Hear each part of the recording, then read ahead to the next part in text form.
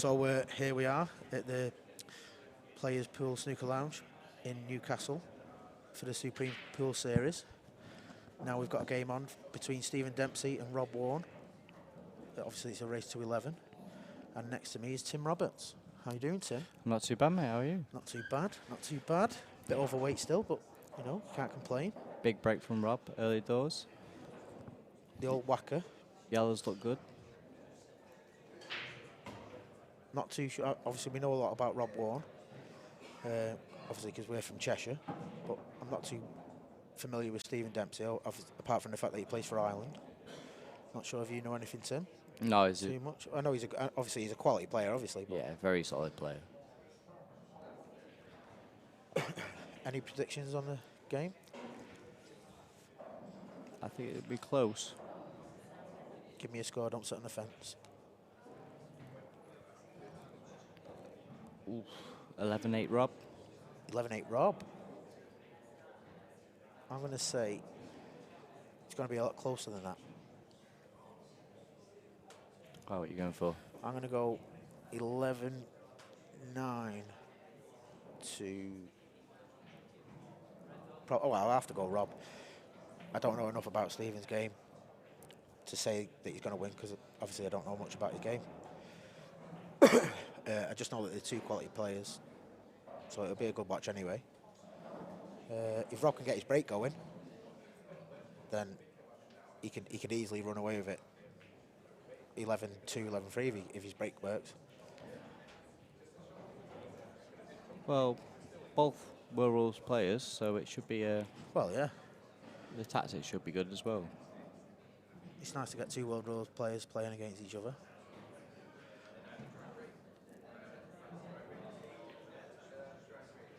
Gone tactical already. Obviously both players are a bit tentative at the minute. I think probably top bag and then play the red down. Yeah, just pinch off the yellow to cover the bag. You would say that, wouldn't you? Yeah, that'd be the shot for me. I would say that as well, personally. Got some updates on the scores. John Rowe is 9-3 up against Ben Mackey. Craig Brown is 9-3 up against Lee Clough. Greg Batten is beating Adam Davis 9-8. Yannick Beaufils is beating Andy Barber 10-9. Rob Chilton is 3-0 up against Carl Huff. Jamie Murray is 2-0 up against Jordan Church. I think he's just left the gap here. Oh, it's not the best shot, is it? No. Gives him a chance there to play the two reds with the yellow in between to sort of break them out. Play the red, obviously, and then run into the other red. And then possibly free the black up at the same time, really. If you run it through with top, would you say? I'd say that's a shot. Yeah. Simon Fitzsimmons is 3-1 up against Sean Chipperfield. I think he might be playing the slow one into the middle of the bag. That's why he wants the rack moved. Is that would you play that, Tim? He's going to have a lot of them moved, but... Obviously, I've been out the game for a couple of years, and you're more relevant than I am. Now you're in the England team. Big congratulations to Tim Roberts, by the way, for qualifying for England. It's not very often someone from Cheshire does very well at pool. Cheers, mate. But you've done it. But yourself, you have got pedigree in the higher level, because you got to the final of the Champion of Champions singles, didn't you? Yeah, Not that long ago. I've done not too bad. I've done all right. I think my highest achievement is Northwest Open plate champion. They all count. And, oh, hang on, the Players Champions League losers finalist as well. Got battered by Daz Lightfoot.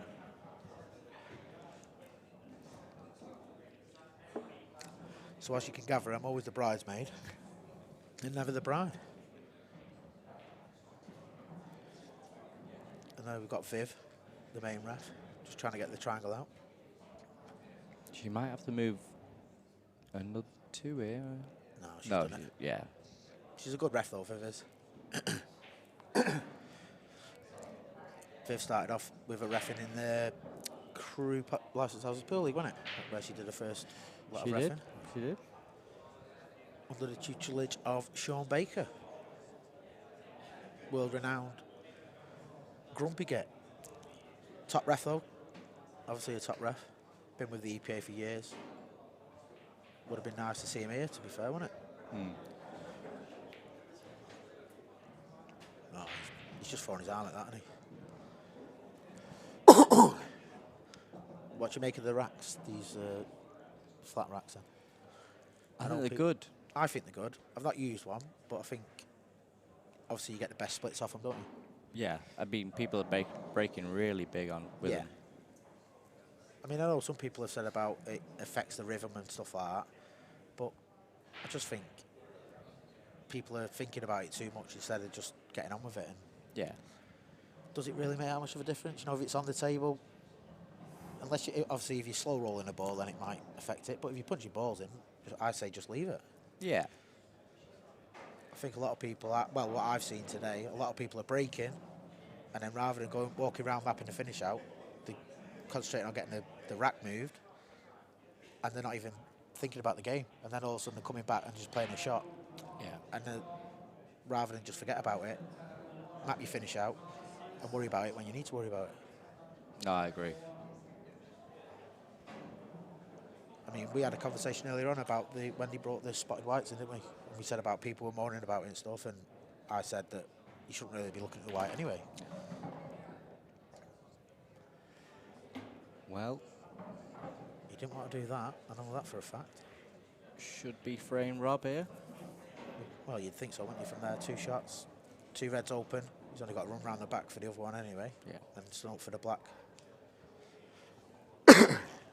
Little score update here. Got Ben Davis 2-0 up against Victorin Labar. Gareth Hibbert is 3-0 up against Don Cooney. Phil Harrison is 3-0 up against Richard King. Tony Halpin is 2-1 up against Jamie Graham. Carl O'Donoghue is 4-1 up against Jake McCartney. Darren McVicker is 4-0 up against Dean Richardson. Ian Alley is 3-1 up against Adam Marlowe. John Rose now 10-3 up against Ben Mackey. Adam Davis and Greg Batten are 9 each. So I can see that going all the way. It's a good shot from Rob there, leaving him that. Yeah. Oh, to be fair, I thought he was on reds. How stupid am I? That's what happens when you're giving scores updates out to him. Still a little bit of work to do. Yeah. I think he's just got to pop this yellow and get a decent white on him. Yeah.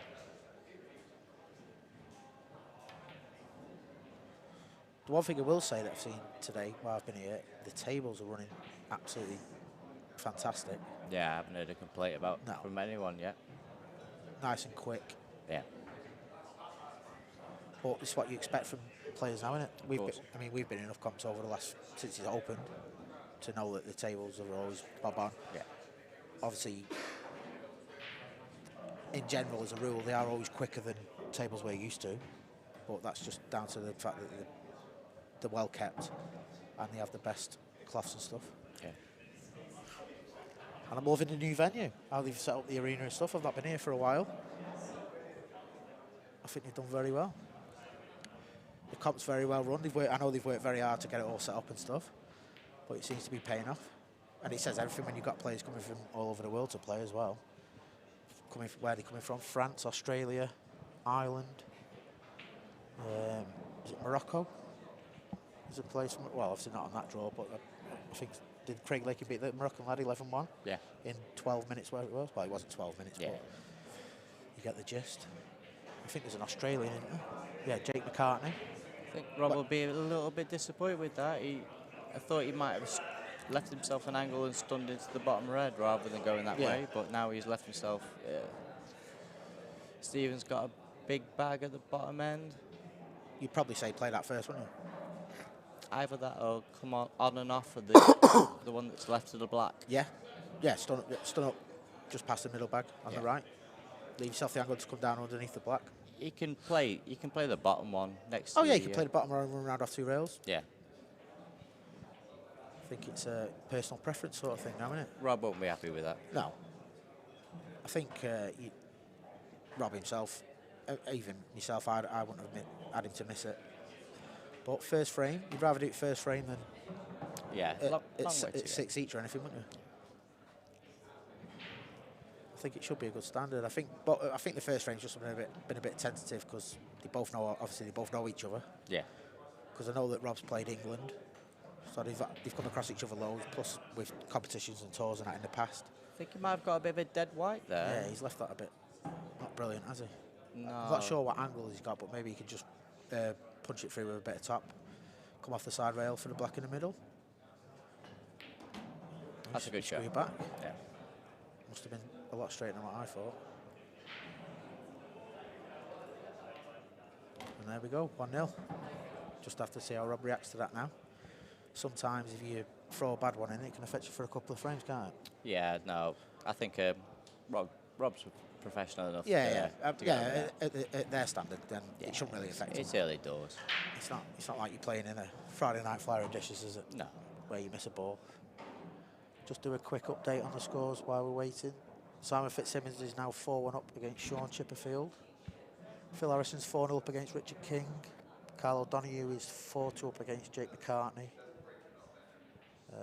Ian Alley is 3-1 up against Adam Marlowe. Darren McVicker is 4-1 up against Dean Richardson. Ben Davis is 2-1 up against Victorine Labar, if that's how you pronounce it properly. Rob Chilton's 4-0 up against Carl Huff. Adam Davis, Greg Batten is still 9 each. Craig Brown's 9-4 up against Lee Clough. Lee Clough, another class player. We've played against him for years. Yep.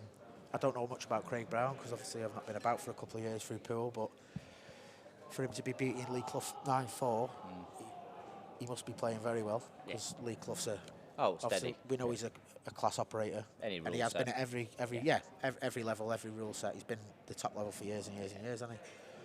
Probably one of the better players that hasn't won a lot that could have with his ability. Would you say? Yeah, no, I agree. I think well respected, though. I think maybe in a few years later or a few years earlier, he'd have won a lot more. But it's just a shame he was about when it was Mellon, Gaz Potts, Mick Hill. You can say Darren Appleton. I know he didn't win a world title, but that sort of players, it was just an absolute unreal era, wasn't it, for players? Adam Davis. Yeah. A lot of class players. That was when I first started playing pool, so I never had a hope, did I, of doing anything? So a few young lads now, all the top players have moved on to other things. So, huge break there. Going to be red. Yeah.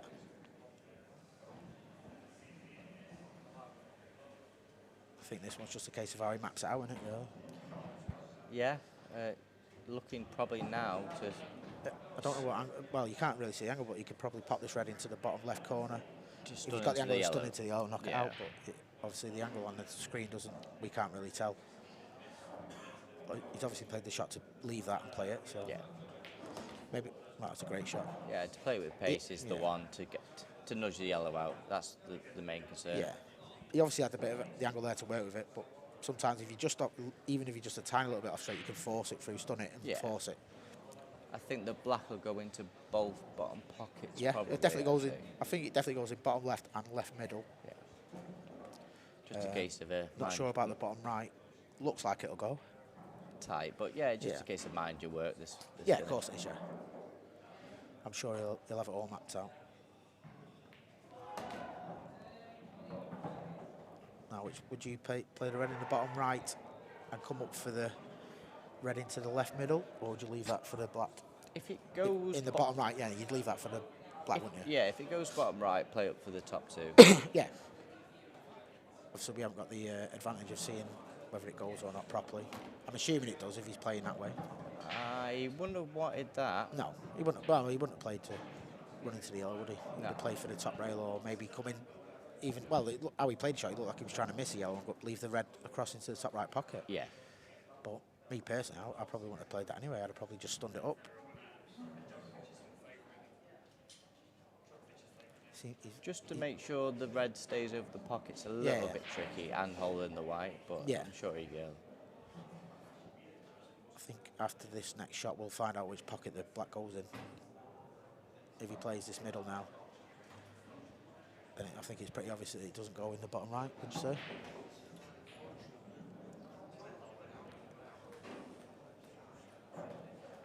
don't know. I'm not. Well, he's still taking the not- top.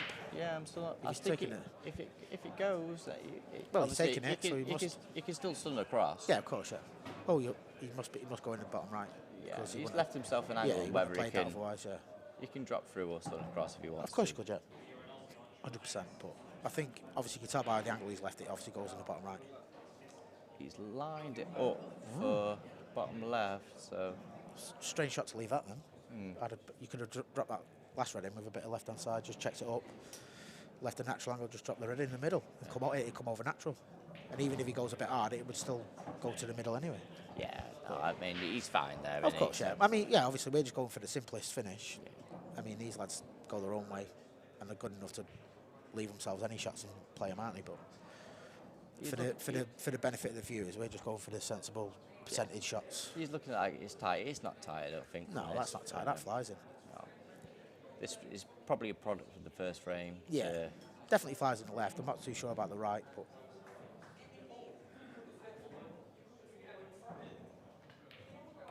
It's a good finish, yeah. It flew in. yeah, it flew in. I don't know what he's messing about at, to be fair. Must be a 9-ball player. Greg Batten is 10-9 up against Adam Davis. So Adam Davis got to win this frame, obviously, to force the decider. Any other big score shocks or anything like that? Obviously, Stephen Dempsey's 2-0 up against Rob Wharne. Ben Davis is 3-1 up against Victor in Labar. Gareth Ibbott's 3-1 up against Dom Cooney. Greg Batten does it again and again, doesn't he? He's solid. Obviously, I've never heard of him. Is he new? Yeah, no, he won an event last year, the Right, tours okay. that they've had here. As Rob won a black ball event. Obviously, he's not a black ball player, No, so but that his shows. game suits black ball anyway, don't he? He's Yeah. so attacking, so natural. That you can- shows there's no difference with the rules. You get 2 attacking players that play the game, then Yeah, there you go. I think black ball does suit more aggressive attacking players. Of course, yeah.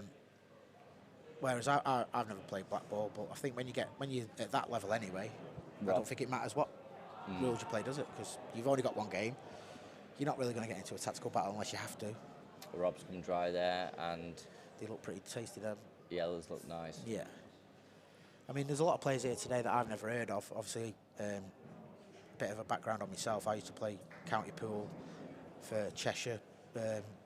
Played at Yarmouth at Nationals and stuff. Always played to a good standard. Good record at Yarmouth as well in the team events and stuff. Obviously, not played for a couple of years. I've only just come back in the last week or so. And there's a lot of players here now that a lot of people are ranting and raving about them, saying how good they are.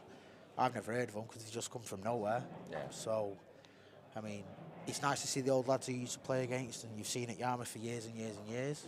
But obviously, there's a new breed in town, isn't there now? Of course, I yeah. mean, it's your era now, Tim, because what are you, 20, 28 now, 20, yeah. oh, 28. Yeah. Getting old now. Well, I'm 34, mate, so, you know. No, I think the strength and depth across the game is massive at the moment. Yeah. Things like the Players Series are huge for the game because Yeah. it's pushing the game forward, which is Of course it is, how yeah. it should be. And and to be fair, the one thing you can always say about, I mean, definitely about Lee Kendall is no matter what comp he runs or anything like that, he does it fair. It's always fair. It's always like affordable. Of course, It's yeah. not. It's not just built. I mean, a lot of comps in the past have always been built for the top pros, and not purposely, but they are set up for the better players to win and stuff. And I think what Lee's doing now with the Supreme Pool Series, and especially with the rule changes that he's bringing in for the last event, Yeah, like and for the future events after this one, it's, more it's like good. Chinese. Yeah, which is good because it's nice to evolve, but it'd be really good if the other organisations could take it on board and, you know, back it as well. That's a dream. Because it's, I mean, everyone knows what pool's like. Everyone's played county and everyone's played interleague and stuff, and not organisations but committees, and it can be a bit corrupt. Yeah. You know, to suit themselves. I'm not saying it is corrupt, but That's sometimes people are a bit pig-headed and they don't want to evolve and move on. But I think what Lee's doing here is he wants the game to get better. It's not about him. It's No, always of about course. making the game better and getting more money involved. And like he said last time at the last event, the rule change will be good because nobody wants to watch pool on telly and see an hour-long frame. So he's finding the happy medium to get pool to look attractive. Yeah, of like course. 9-ball is. Yeah. 9-ball. It's fast. It's fast. It's furious. It's rat-a-tat-tat. Very good shots from Stephen early doors. Yeah, they were very good shots. Missing the reds and then playing the backhand, and that's really opened it up now. Well, obviously he's got a very good white ball control, hasn't he? Very good, yeah. No, he's a very good player. And I think because of the pace of the tables here,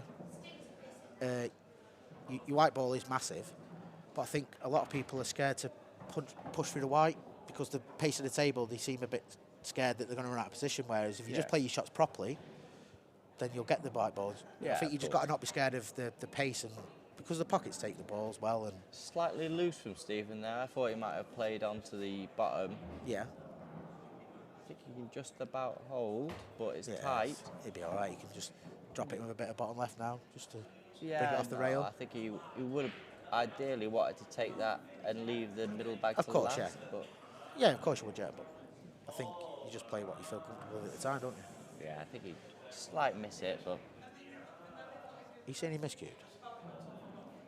slightly miss it. Did he play the wrong side?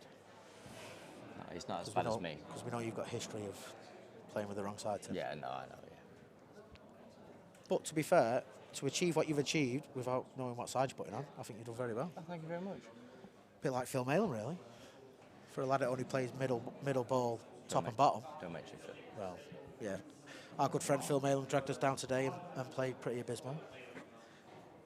Adam Davis is 10 each. Craig Brown is 10-4 up against Lee Clough. Rob Chilton's 5-0 up against Carl Huff. Carl Huff, there's another rock-steady player. Yeah. Obviously, he's not like dead flamboyant or anything like that, but he just plays percentage build, doesn't he? That's a great shot there. That is a fantastic white ball. Yeah. I think this is, I mean, obviously 2 internationals or ex-internationals, or do you know what I mean? You expect stuff like that anyway. Yeah, to play it under pressure and in it, fair play. Just got a bit of tricky cue in there with his bridge, but he should get this no problem. Yeah, Very good shot. Very good. Very good. Good finish. Took his chances with the white a bit, didn't he? After his first 2 shots that were perfect, he sort of lost the white a little bit. But Slightly ropey, but when you string them along, and it's, that kind of hurts your opponent. Of course it does, yeah. When you're sitting there thinking you might get a chance, Yeah. but you don't get back to the table.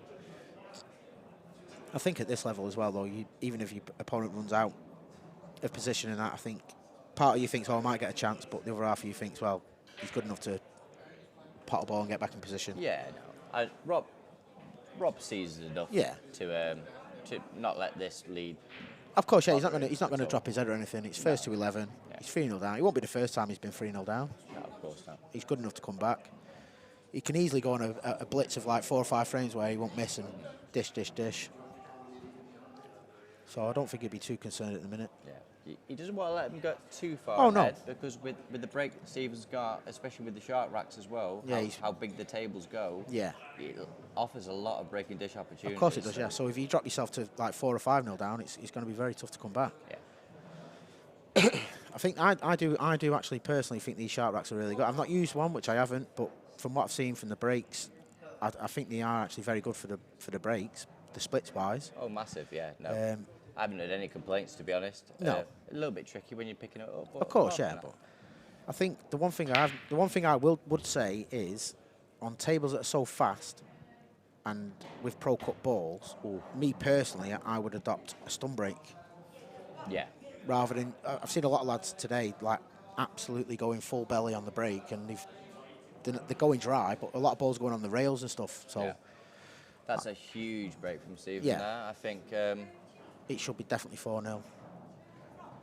Without a shadow of a doubt. It's tight for that red next to the black. I think if that goes, then they should be gone. Yeah. It's definitely reds even. Anyway. I think 100% reds. Unless if the yellow drops into the black, which I think it does, doesn't it? In the middle, does it go? You're right behind it. Yeah. You could possibly pot the yellow into the middle, the yellow down the rail to the top right, and leave the long yellow into the bottom left. Yeah, I think this is just personal I think preference. the reds, I think it's what you feel comfortable with. And I think at 3-0, you're not really going to take anything too risky on, are you? Just make sure of the... I think this frame would hurt Rob to go 4-0. Yeah, 4-0's a bit too much, especially if he takes him out in one visit. He's just got to obviously navigate the red with the black, but does it go past the black in the middle? He's gone a little straight here. I think he would have wanted to take the top end out first. I think that red goes underneath the black into the middle. Obviously, I can't see it properly. You're more to the right than me, so you've probably got a better view, but just looking at how it is on the screen, it does look like it will go.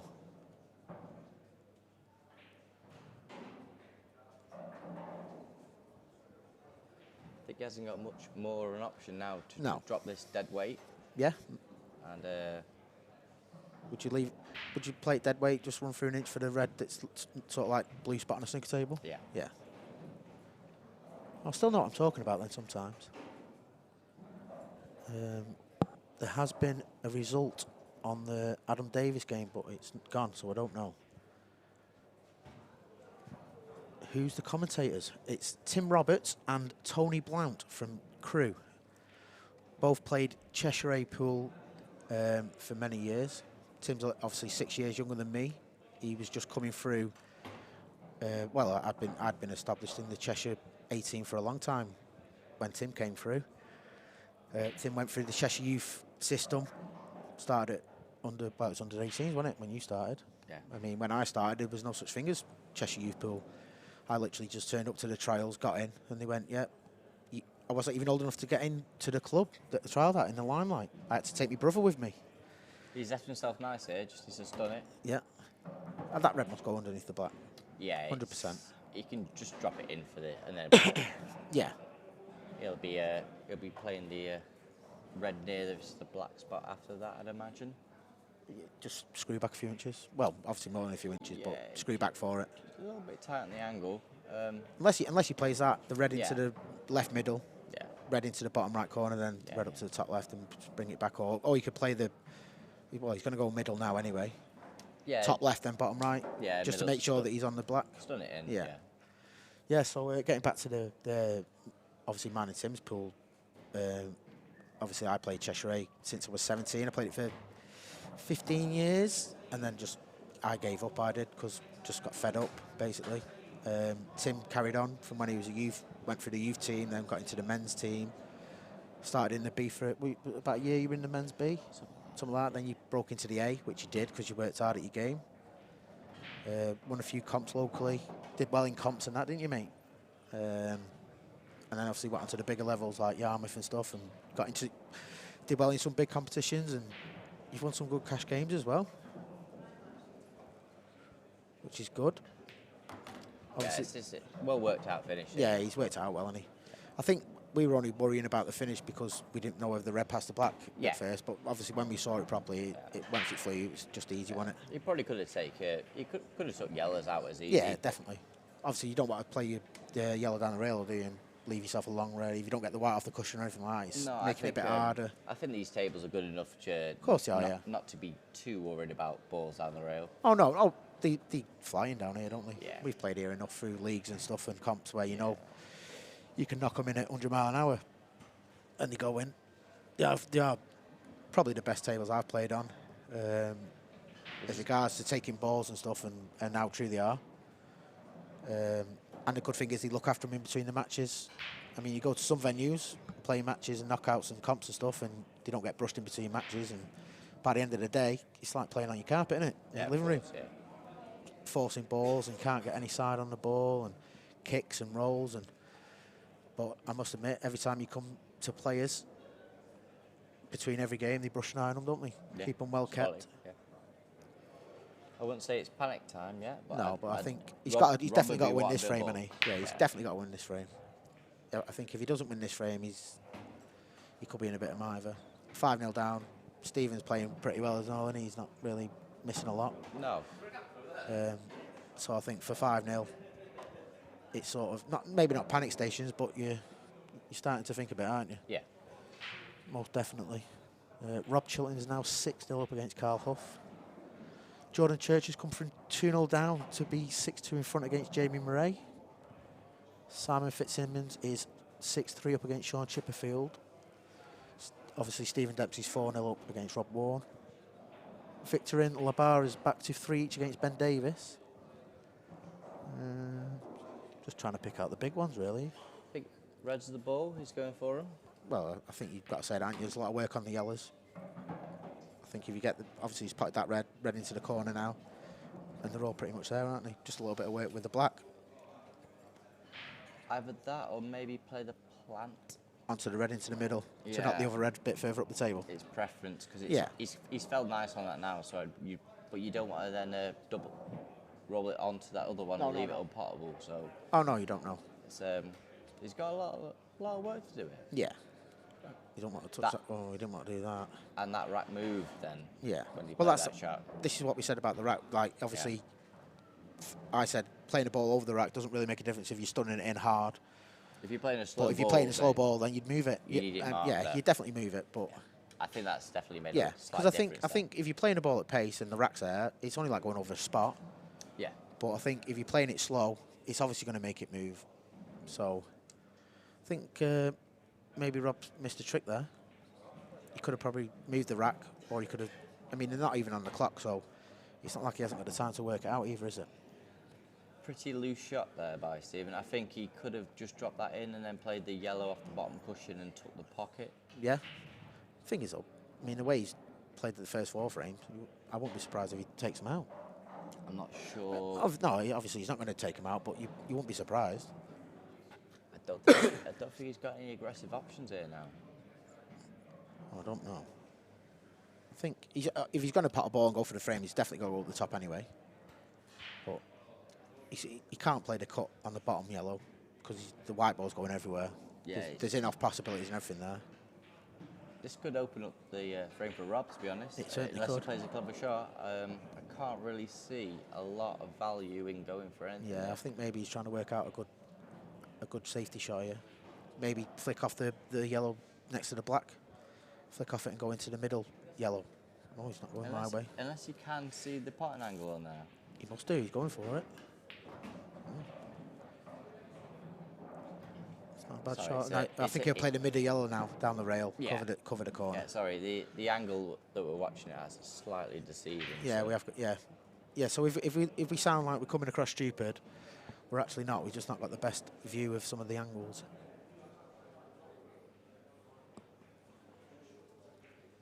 But bear with us. We are trying our best. And it has been a long day for us. I think this is a win-win shot for him. Yeah. He's either going to get the cover or... Would you be tempted to play it off the rail, off the red, into the corner? I would. I think he's just looking at if the bottom yellow next to the reds in the middle pocket would squeeze past. Yeah. If it does, then definitely play the shot because it's all open. Yeah. It obviously doesn't. He's played a nice percentage shot there. Just try and make sure, get a bit of cover. Obviously, he's not made it the tightest of shots. I think he's probably left the clip. Yeah, he's give Rob a bit of an option there. I think if Rob can clip it enough, it can come off the bottom knuckle of the middle bag behind the red, not go in. They're quite generous, these middles, aren't they? It's just where the other red goes. Of course, depending on how hard he plays it. But you wouldn't be whacking it, would you? Well, he is whacker. Well, yeah. Well, that's it. You don't call him whacker for nothing, do you? That's. It's not the best shot return either, is it? I think that's to be fair. Rob Chilton is now 7-0 up against Carl Huff. I feel a bit for Carl Huff, to be fair, because he's a lot better than what this scoreline suggests. He plays a lot. He plays like really solid pool, doesn't he? He does, yeah. Yeah. So to be 7-0 down, it looks a lot worse than what it actually is, because he's a very good player. Rob Chilton is an all-time great of the game. Obviously, though, yeah. so. Rob Chilton's obviously a different gravy, isn't he? Yeah. But he's another one you could say could have won a lot more than he should have. But just the wrong era, being in the Mick Hill, Chris Melling, Gaz Potts era. You could, there's a lot of players that you could say from that sort of time. I mean, even like Phil Harrison. I know he's won stuff. And that's a massive lifeline there. Yeah, for definitely. Rob, because very loose. That's I thought pretty much the worst result he could have had from that shot. Maybe just a bit overconfident, being 4-0 up, just trying to go for it a bit more. And I would have been playing that dead weight and just making it a little bit more sure. Yeah, definitely. I mean, what other players could you say that were around Rob Chilton's? Obviously, that era that could have won a lot more than they have, but purely because of the players that were around at the same time that were dominating, winning everything. Yeah, it's Rob hard, Chilton. You could. Phil Harrison's done well, but he could have won more world titles and stuff. Obviously, he's done brilliant and he's won a lot, but... Well, Phil's played Mick now twice in the last 2 World Finals. Yeah, exactly, yeah. When Mick's on fire, he's untouchable, to be fair. He's got them gears, though, hasn't he? Yeah. He's got them gears where, like, his A game's probably... His B game's better than most people's A games. And if he is in trouble, he just clicks that gear and he goes, and then it's like, wow. But he's brilliant to watch, isn't he, as well? Oh, absolutely. Obviously, himself, Gareth Potts, Chris Mellon, their queuing was... How they cue the balls and stuff is just phenomenal, wasn't it? Chris Mellon, for me, is the queuing. Oh, yeah, by an absolute long way. Fantastic. Like. I think anyone who doesn't rate Chris Mellon as one of the best QS within pool of all time is either drunk or very deluded. Good shot from Rob. Yeah, it's very clever, that was. It was going to be a little bit tricky if you wanted to hold for the bottom one, so he's decided not to. Which just made it a lot easier, hasn't he? Yeah. Made it a lot easier. Risk and reward. Just drift down now. But to be fair, the way he played the shot, it shows that the scoreline's not affected his confidence. No. To see someone play it, because a lot of people would have just played it to leave the bottom to go up for the top and do that way, wouldn't they? Yeah, of course. Yeah. So to play it that way, I think it shows that he's not affected by the scoreline, which is good. No. Clever that to leave it low as well, because if you go high sometimes, you push the angle off a little bit, don't you?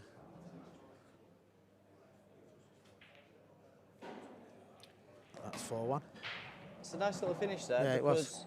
And it'll give him a bit of confidence as well. He could have quite easily gone 5-0 down. Yeah. Oh, easily, yeah. I think what happened there was Stephen went a bit overconfident and just pushed the ball out a bit, didn't he?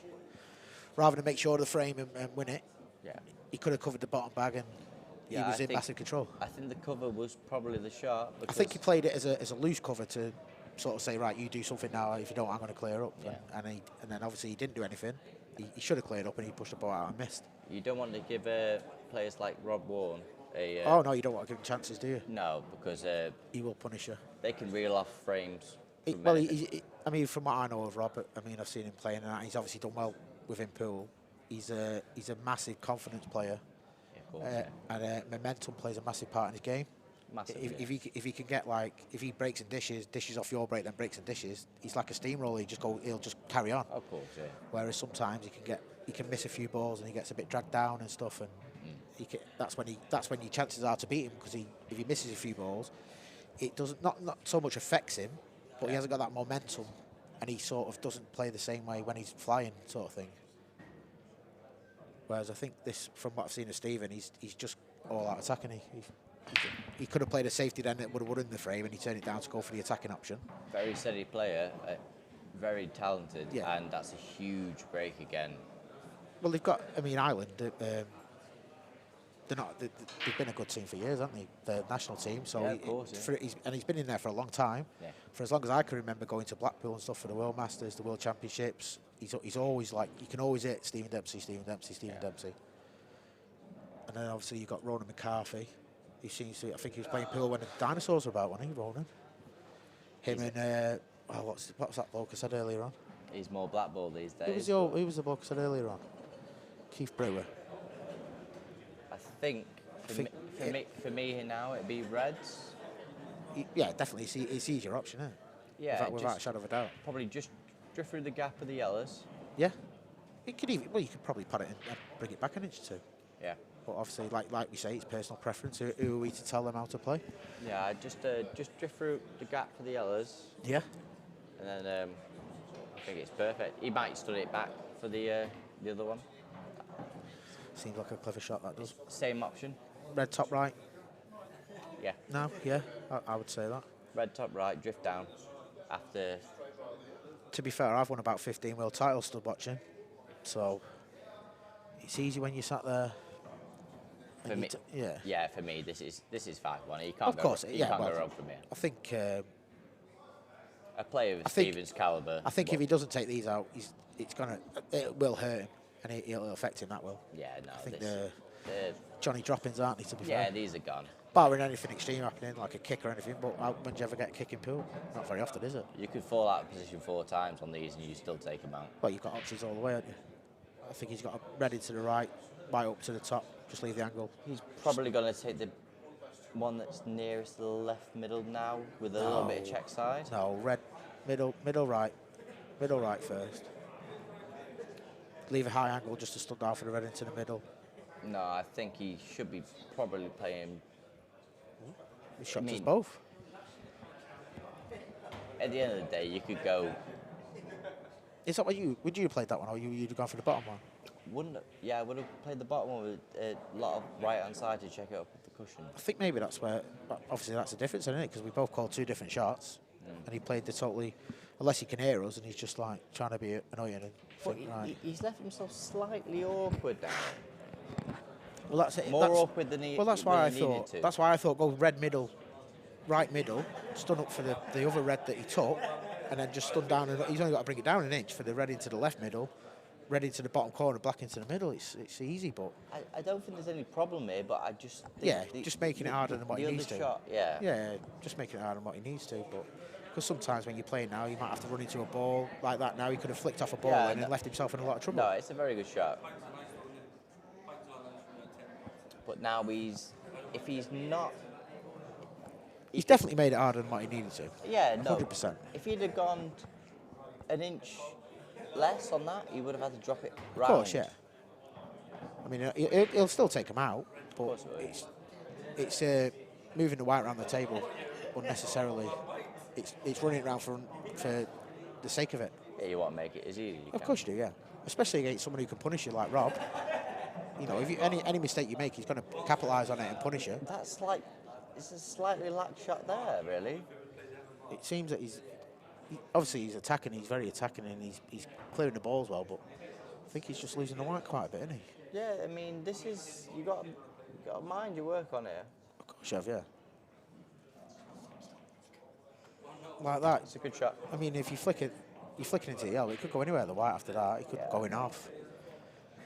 I don't think he's in full flow, but he's... No, I think he's just going with it. Definitely, he's just going with the flow and seeing what happens. But like then, he's done a lot more with the white than what he's had to do. He's only had a few easy shots, whereas he's running around the table and stuff like that. Obviously, we don't know how the table's running. We haven't got the proper angles on the balls and stuff, so we don't really know. Obviously, what he's seeing is probably different to us. But no, it looks nice to be fair. But from what we're watching, it's like you're making the white travel 4 foot when you need to make it travel 2 inches. So you can always run into trouble there. Always keep it simple. Which is, well, I can't say anything because I was the wildest ever with the white, wasn't I? Old Johnny 6 cushions. But Rob 5-1 down now. But the thing is, he's 5-1 down, but you could easily see him coming back and being 6-5 up from nowhere. Yeah, a player of Rob's class can come back from anywhere.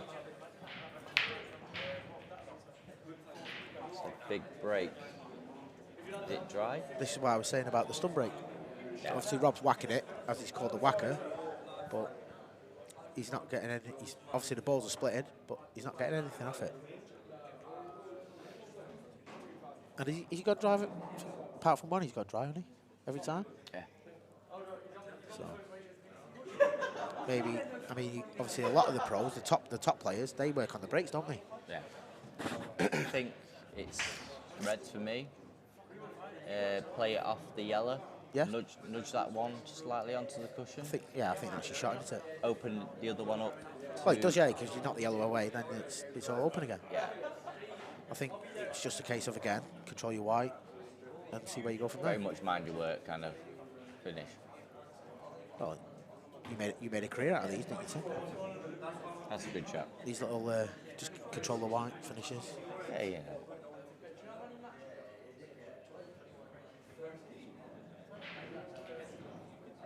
Does look very focused, though, doesn't he? Yeah. Doesn't look like he's getting distracted by anything or... No. Obviously, it's a long day for all the players because, I mean, not so much for the local lads. And I know a lot of lads are staying at hotels and stuff. But it can be a long day standing around in between matches and stuff, can't it? Yeah, it can be. Obviously, it's not as bad as when you go to, like, big, massive comps. When you're told you're playing at 10. Right, you're on at 10 a.m. and then you don't get until 2 in the afternoon. And you just sat there like an absolute weirdo with your queuing on. But it's a very good shot there.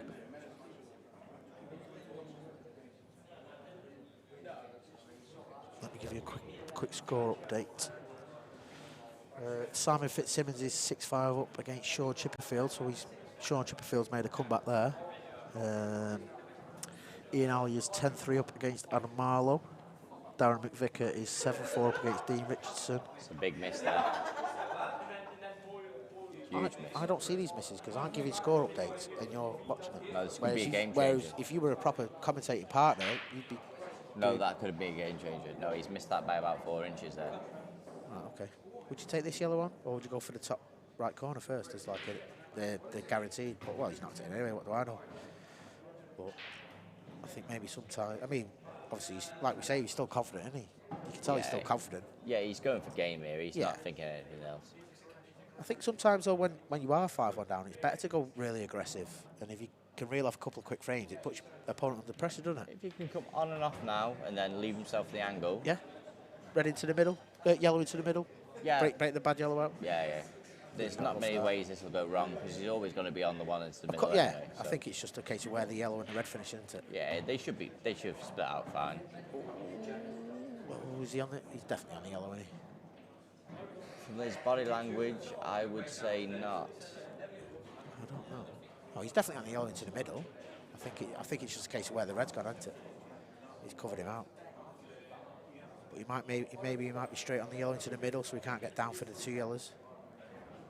Especially with the red covering. Well, if he is on the yellow in the middle, he can drop it in and then play off 2 cushions. Yeah, possibly. Yeah. He's not. He mustn't be on the yellow in the middle. Well, he definitely can't. He can't even if he's playing this. I wonder what he's going to play here, though. I'm not sure. Oh, he's played the safety.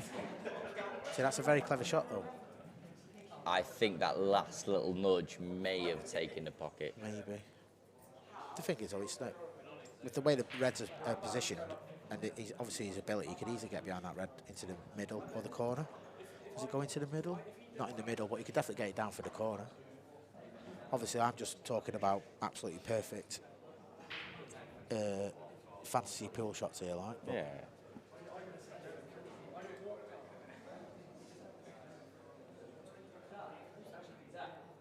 Just the clip into the middle. Obviously, yeah.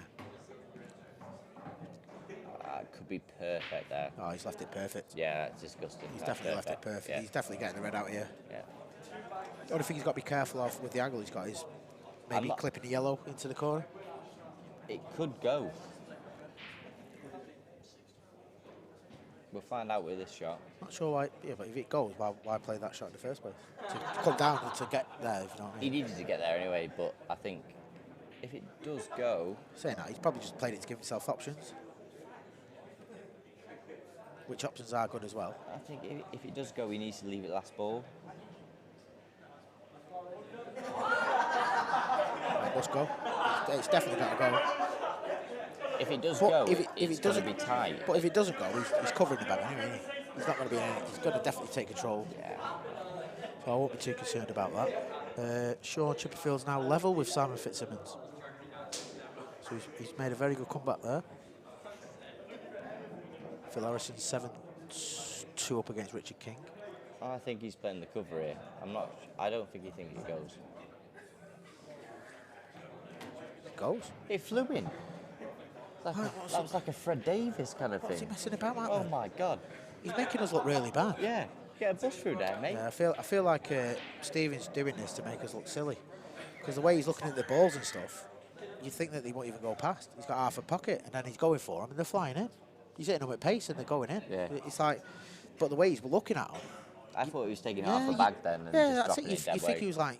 he was like trying to cheat the pockets and stuff, Yeah. but they're absolutely just. We're gonna have a word with him in a minute, I think. Just give him a little bit of a telling off. It's a good shot. Yeah, it's a very good shot. That is nice white, but nice weight that is. But that just shows that he's confident in the table now. He's got the pace of the table. Yeah. He's letting the white ball run a little bit. I think Rob's in real trouble now. 6-1 down.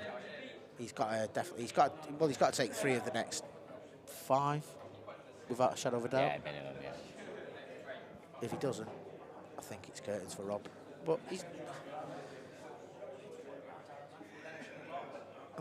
think he's not really. He's not had the same equal chances that Stevens had, but he's played a few lap shots on he as well. Yeah, he could have slightly grinded himself Yeah, into the match a definitely. little bit more. Yeah, definitely. I think at that level, he could have at the scoreline, he could have took a pocket and made sure of the frame. Yeah. But maybe sometimes that's a downfall when you're a top player. You're always confident that you're going to take them out. But who knows?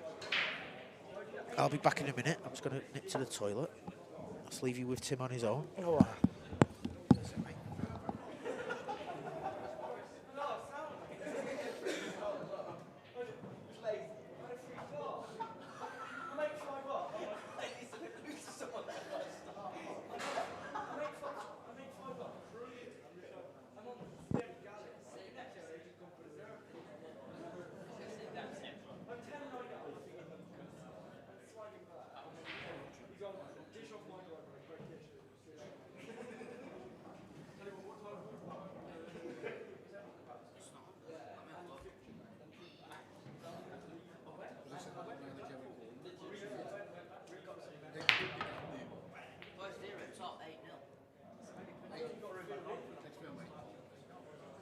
That's a massive dry break there from Stephen.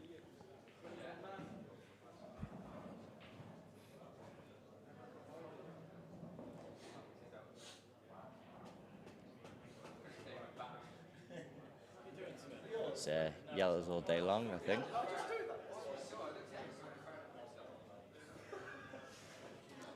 Just stunned this one down. Yeah, he's hit it perfect there.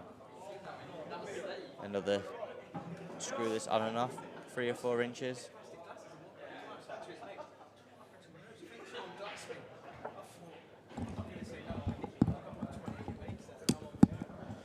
Sorry about that, guys. I had to nip the toilet quickly. My bladder's not what it used to be. Big dry break from Stephen there. Was it? Yeah, yellow's on. Just on and off now. Thing is, though, they look quite open in that. But I was just about to say. That's a very bad shot. I was just about to say, because of the scoreline, do you feel confident he's going to take him out? You'd expect him to. Yeah, well, I mean, Red's a tricky here, but Yeah. I would have expected Rob, if that was the first frame of the match. Yeah, that's what I'm saying. Do you think because of the scoreline, he might not? Yeah, he might not take him out. I think if he pressure's was still 6-1 there. up, he'd do it with his eyes shut. Yeah, of course.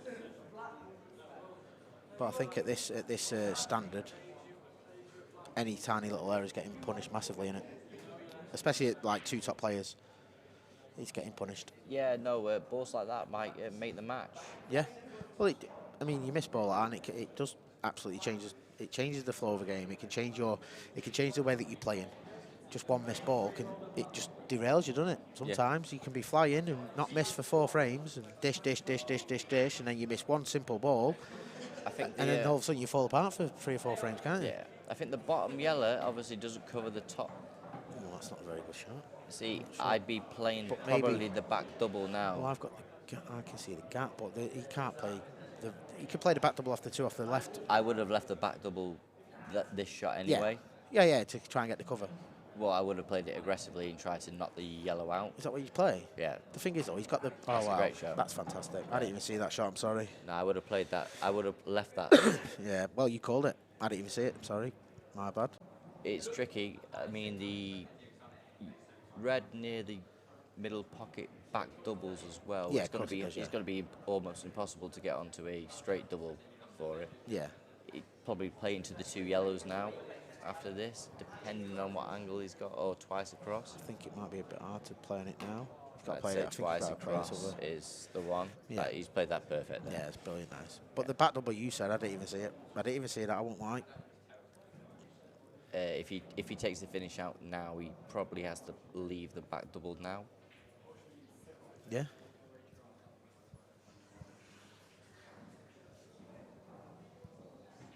He's very attacking, isn't he? He's very attacking. From the angle I've got, I don't think he can straight double that at all. He looks pretty.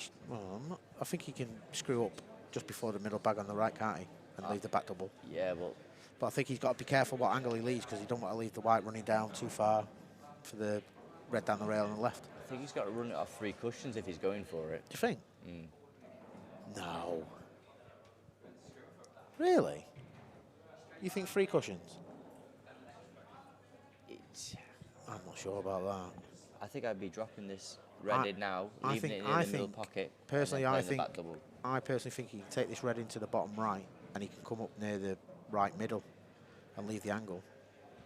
But he can't go too far up because then the whites leave it, taking him well out of the way for the red down the rail. Yeah, that's what I'm saying. So the double. Yeah. To play it on and off around 3 and leave. Oh right, sorry. I thought you meant go round off 3 cushions now. No. Sorry, mate. Sorry. Sorry. Not that insane. Getting there. You are a little bit insane. Sean Chipperfield is now at 8-6 up on Simon Fitzsimmons. So that's a massive turnaround, that is. Huge turnaround. Dean Richardson's got it back to 6-7 down against Darren McVicker. He's left it. He's gone for my way, hasn't he? I think. He's gone for my way. I think he can drop that in dead weight now. You can't buy experience, Tim. You can't buy it. Ben Davis 6-5 against Victorin Labar. Victorin Labar. Sorry. Rob Chilton's 8-0 up against Karloff, so that's a bit like a massacre, that is. He's becoming a bit of a killer.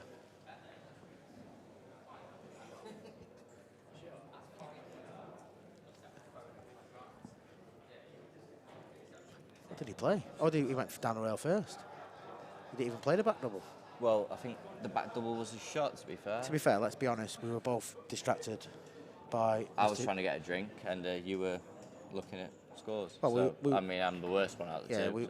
Yeah, we were both very unprofessional there. Both distracted by young Stewart. Looks like he's been in a competition today and won it. Yeah, he has won it. Yeah. Wimbledon, got covered in Adidas. God bless him. But another quality player, Stu. Very good. Yeah. That's a good shot. Yeah. Clever shot, that is. If this right yellow goes where the two are together now, it's all it's there, isn't it? That'll fly in there. On and off the cushion. Yeah. Just. Well, to be fair, I think just getting a part, it don't matter what you put on the white, does it? It's a simple shot for Rob, but pressure. I think, well, personally, I think it's a simple shot. For most people, isn't it, really? Yeah, anywhere near the blue spot, get back on. He's played it that way. To be fair, I think you could have played that, apart from screwing into the middle bag, I think you could have played it with anything, and you were on the ball, weren't you? Yeah. A bit of a history update. I once played Rob in the Northwest Open, and Rob thought he'd have a lie-in, turned up an hour late, and I put him on the clock, and There you go. he was very naughty. He didn't do it again, though, I will say that. That's what happens when you stay out. So I have got a 7-0 victory against Rob Wharne. Obviously, I'd be confident of beating him anyway, because I'm amazing, but I think since then he's never done it again, has he? Turned up late? No. So he's definitely learnt his lesson. That's the big frame there. Oh, 6-2 now. If you can win this frame and then dish the next frame, 6-4, it's big, but I just think the way Stephen's playing, I just can't see Rob making the comeback now.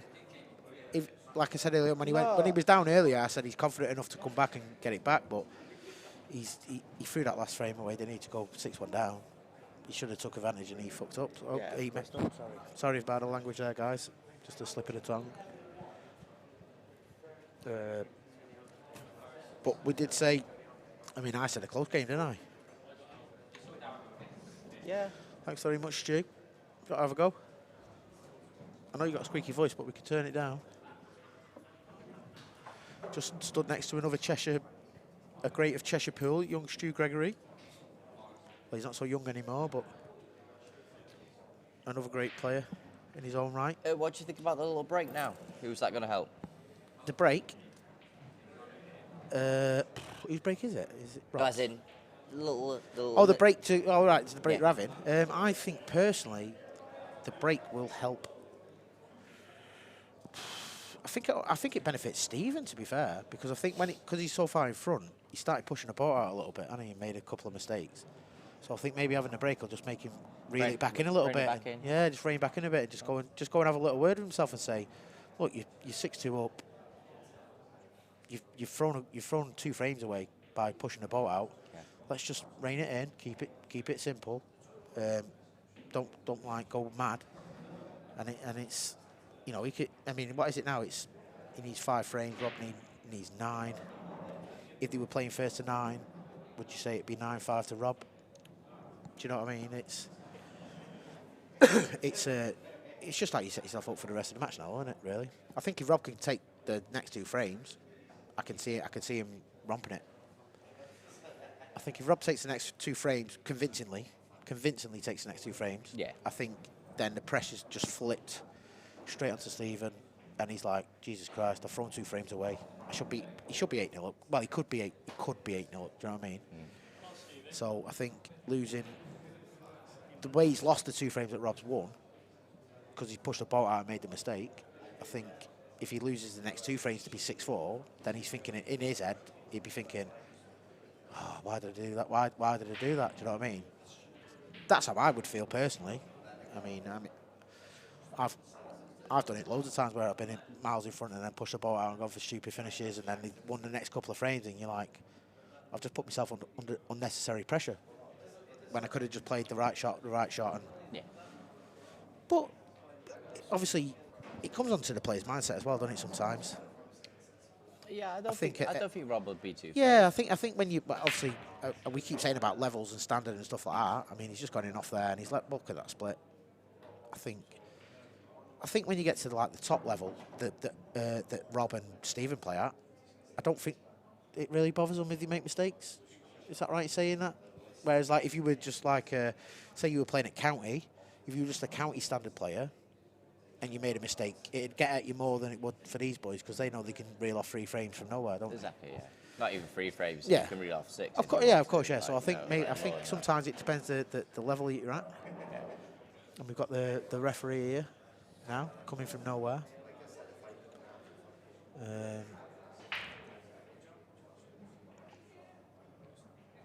Not sure what his name is. But he looks George like Bradbury. George Bradbury. Yeah. Do you know where he's from? He's from Stoke. Stoke, all right. Is he a long-serving EPA ref or? Yeah, he is. So he's always done Yarmouth and stuff like that? Yeah. All right, okay, I've never seen him. Or I've never had the privilege of getting told off by him at Yarmouth. No, there you go. But then again, they normally save my Telenos at the top table with Sean Baker and George and all them, don't they? In fairness. But that's what happens when you play for the Bridging. With Lee Mellor.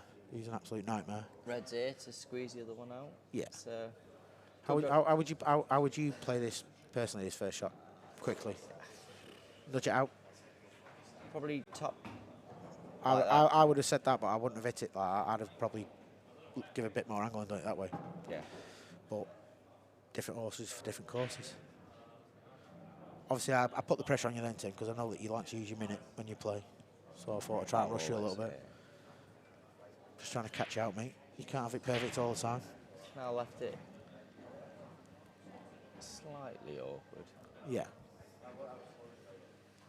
Just while we're on the subject of pool competitions and stuff, I mean, obviously I don't think Leah mind me saying this anyway. Obviously there's a new club opened in Crewe, which is off the rails, which used to be Riley's. Scott Crawley's reopened it and put a lot of effort into doing the club and stuff, hasn't he? He's just put a comp on Facebook. It's a 4-event series that he's put on. Is it £100? £100 to enter? Yes. £100 to enter. So if anyone's listening who's interested in the local area of Crewe, if you go on Facebook and search Off the Rails, you'll see it. And it's free. Anyone can enter it. Like, you just pay your money and go in it. But obviously it's a new club, so it's obviously not many people know about it. And also at the same time, you've still got dishes in Crewe. I'm sure that Lindsay's got a lot of comps coming up, hasn't she? She will have, yeah. It's nice personally to have 2 clubs in Crewe, isn't it? It gives you options to play. I think he slightly got away with that there. Do you reckon? Yeah, he didn't play it that way. Well, I didn't see the shot because I was trying to encourage Crewe pool, but... You know, he's trying to push it through and he just about got away with it. He's lost the white a little bit there as well. He's done that time and time again, though, hasn't he? Through the match, he's lost the white quite a lot, but he seems to have the recovery shots to play it. And I think even now he's got the angle. If he cuts the red into the bottom corner, I think he's safe enough to not going off into the middle either. I think it's fine enough to not going off. Yeah, I don't think he's going to take that option just for that risk. Well, yeah, it's a dangerous shot, isn't it, really? I don't think anyone would play it.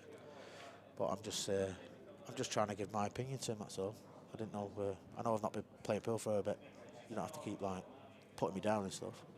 That's probably the best result he could have had there, to be fair. I mean, it's Well, he puts the pressure on Rob straight away, doesn't it? Yeah. 6-2 down. He missed the red. He's played a bad shot positional wise, like you said, and then he's played the red down there and got away with covered the bag. Puts Rob straight under the pressure. But once again, it's one of them where Rob's good enough to take control and get the fit because the two yellows that are up there, the red, they're not very close. He has got the game to get behind them and get the angle to clear him up. Do you know what I mean? Yeah, good game if you want yeah, to. but and well, this is where it comes down to. You're 6-2 down. Rob's a very attacking player. Has he got that frame in him to grind it out? It's looking like he's going to go for cover. You'd think, well, you would say that Rob's got the ability and the game to win the frame from here, but has he got in his own head? Is he thinking, oh, I'll play the safety game and battle one out for 20 minutes or half an hour? Do you know what I mean? Yeah. I think Stevens, the more likely if it got to that situation where he would grind a frame out. Yeah. I don't think Rob, purely because of how he plays the game, not because he hasn't got the ability, but out of the two players, I would say that Stevens one that would grind a frame out, wouldn't he? That's poor from Rob because I think that red still goes past. Oh, definitely. Yeah, it flies for him. It flies into both corners. But if he was going to go for the finish, he shouldn't have gone that way around. No, definitely not. I think he's gone to cover, but even if he just played to cover the bottom right, he's still got the left corner and the right middle. I think if he wasn't going for game, he should have just covered the top one. Of course, yeah, straight away, yeah. Maybe he tried and he just went in, but I don't know. But that's like I was saying then, has Rob got that mentality in him to grind a frame out for 20 minutes, half an hour? I don't think Rob's got it out of the two players. No. I don't think out of the two players, I don't think Rob is the one that's going to grind a frame out for a long time. I think he's always looking for the most aggressive option shot to like. He's not going to start covering bags of balls for 20 minutes. He's going to think, what is the best shot I can play? It's going to give me the chance to win it. Yeah, just to stun down the line. Yeah, of course. And he's mishit that quite. To be fair though, he's got the angle just to drop it in and it goes round for the block anyway. Yeah. It's natural, but it is again, it's another loose positional shot. Well, I thought he'd be stunning down the line Yeah, to play definitely. it into the bottom left. Really, Let me try and give you some updates. Ben Davies 7-5 up against Victor in Labar. Gareth Ibbott's 9-5 up against Dom Cooney. Phil Harrison's 10-2 up against Richard King. Close game. Dean Richardson's now 8-7 up against Darren McVicker. Jimmy Croxton's 3-2 up against Carl Morris. That'll be a good game to watch, to be fair. Mark Boyle 2-1 up against Clint Hansen. Roland McCarthy, Alex Bailey, the Phil Mail conqueror, 2 each. I hope it's a better standard than the game we watched. But obviously it can't go any worse, could it? It wasn't the greatest game, was it? No.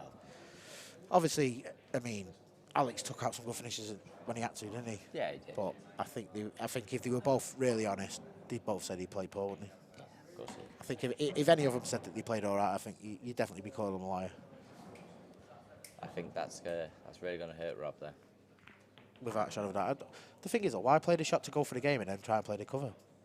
When he's got the options to go in 2 other bags anyway. Yeah. I don't get that. It's a very strange shot. But like you say, 6-2 down, under pressure, it makes you play strange shots, doesn't it? Yeah, of course it is. But why play the shot to pot the yellow, to leave the shot to cover the bag and then not cover the bag? But why cover the bag anyway when he's got the options for 2 other bags anyway? It's a very strange shot, really, to be fair. Jesus Christ. Someone's just tried attacking us from behind. Are you all right? Are you okay? You all right? You all right? Are you having a moment? Getting paid for this, you know. Yeah, so 7-2 down now, Rob. 7-2 down. He's won 2 frames that he probably shouldn't have got because Stephen had the chances to win them. Yeah. And then if he wins that frame, then 6-3 is massive.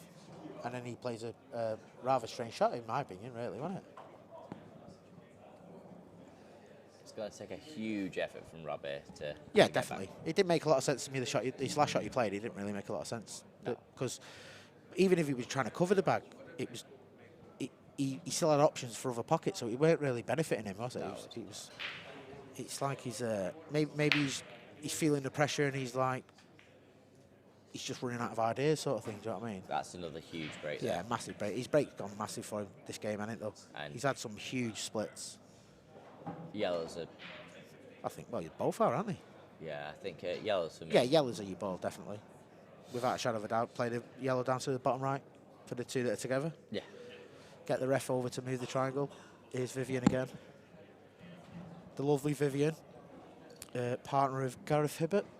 Yeah. Yeah. Legend of And the game. is it a referee company that's refs all this event, is it? I'm not sure. Sure, I'll have to ask, like, but I'm pretty sure that she set up her own, like, referee team, and they go to the events to ref all the events, you know, the big events. I'm sure. I could be wrong. I might be wrong. If anyone on who's watching on the stream wants to drop a comment, if they can enlighten me on it, but I'm sure that's what it is. Gareth Hibbert is now 9-6 up against Dom Cooney.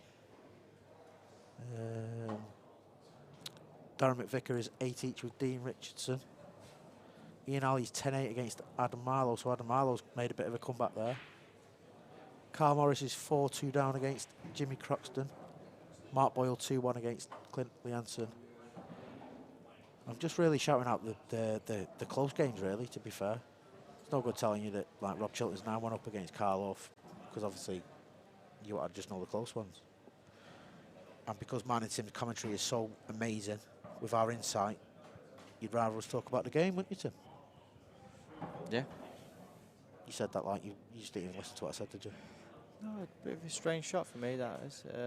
He still left himself nice. Like you could go probably 3 or 4 ways around this finish. Yeah. So I mean, to be fair, I don't know a lot about Stephen Dempsey. Obviously, I know that he's been a top player from Ireland for years and years and years, because he's always been in the Ireland team, hasn't he? yeah. But I don't know what his game is. I don't know what he's like. He seems very aggressive, but he has played a lot of strange shots, hasn't he, in this game? So that could just be his way of playing. We don't know. But he's took balls out well, hasn't he? He's took out some good finishes, but he has lost the white a lot. Yeah, no, very good So- finishes. I think if they'd been under pressure a little bit, he may have Yeah, struggled I think a little bit if it more. was 6-5, Yeah, but 4-3, 6-5, 8-7, he wouldn't. Yeah. He'd have missed. I think he'd have missed more than he has done. But now he's But- hitting his straps. Yeah. This game's Of course, yeah. Well, he almost over. drops this in now, stun. It's all there in it again. Yeah. And I think, I mean, I will say one thing. He has had the easier options at finishes than Rob has. Oh, yeah. Yeah, I mean, Rob hasn't had these finishes chances. He's always had, like, balls down the rail, ball to break out and stuff like that. But Yeah. at the same time, Rob's missed balls and also not played a couple of right shots that he should have played. So I will say one thing now. I'm very shocked by the scoreline. I didn't think either player would run away with it. I thought it'd be a close game. I thought it'd be very. Yeah, I close thought it'd be game. a very close game. I mean, don't get me wrong. I mean, obviously both players, for the standard that they both play at, are both capable of wiping anyone out. But Of course, yeah. But for it to be, you're more shocked that it was 7-2 than if it was a close game, do you know what I mean? Yeah. But obviously we've got the, yep, Simon Cope. Simon Cope's online. Tony Blank commentating, Tim Roberts 2. Aaron Kappa's commented, sorry, even.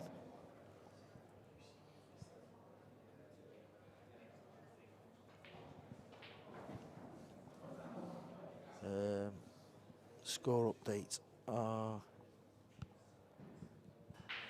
close ones I'm looking for. Tony Haplin is 5-3 up against Jamie Graham. Dean Richardson 9-8 against Darren McVicker. Ian Ali's 10-8 up against Adam Marlowe.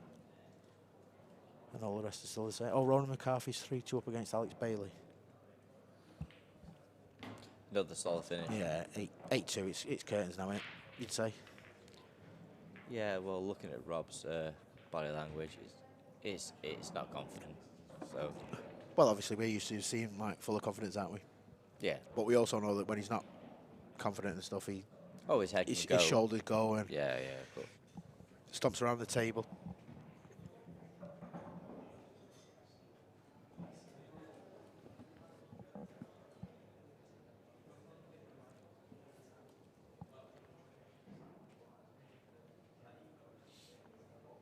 Gareth Hibbert is now 10-6 up against Dom Cooney.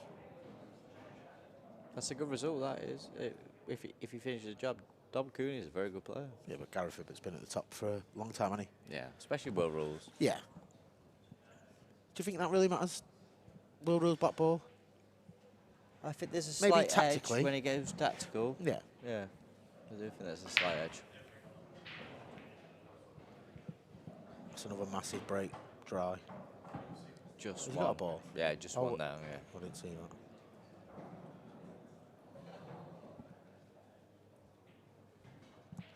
I think this is proving. I've been watching a lot of players break, and it's not all about hitting them too hard. I think This is what I touched on earlier, wasn't it, about the stun break and stuff? I think Rob's hitting these very hard, and they're going a little bit awkward. Yep. I think the break on these tables is to work something out with a white and probably a medium to stun break.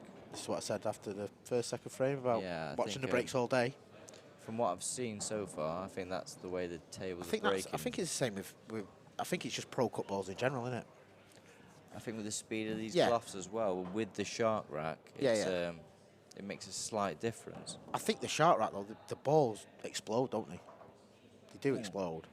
Yeah, they make me look like I have a good break, and I can't break for anything. So Jesus Christ. yeah, That's going a bit too far, I think. Saying you've got a good break. that's a fair point.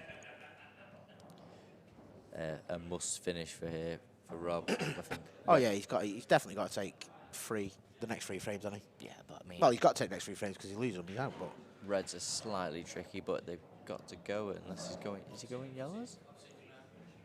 to be fair, You after can't- watching some of the shots he's played this match, He can't be going yellows here, surely. can you even go yellows? Red's definitely your ball, isn't it? Surely. Well, from the angle I have, I believe the red goes past the red. Yeah, on the pocket, top. But I'm not And sure. I think he's even got the angle to play it with top and get the red off the side rail. Obviously, he's pushing a bolt out, but it's definitely a shot that Rob's going to play, isn't it? Yeah. He's played the plan. Young Aaron Kappa says, you sound like Andy Murray, Tim. Well, I can't swear on this. I know, yeah, I was going to say don't swear. Mark Boyle's 2 each with Clint Leanson. Adam Marlowe's now 10-9 down to Ian Ali, so he's had a good comeback, to be fair.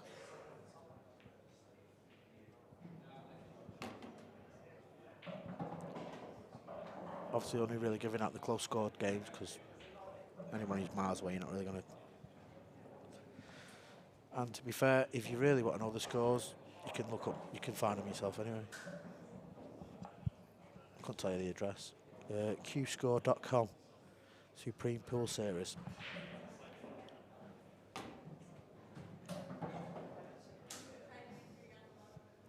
Just wondering what he's going to do now. Well, Do you think he'll pop the red and leave the back double?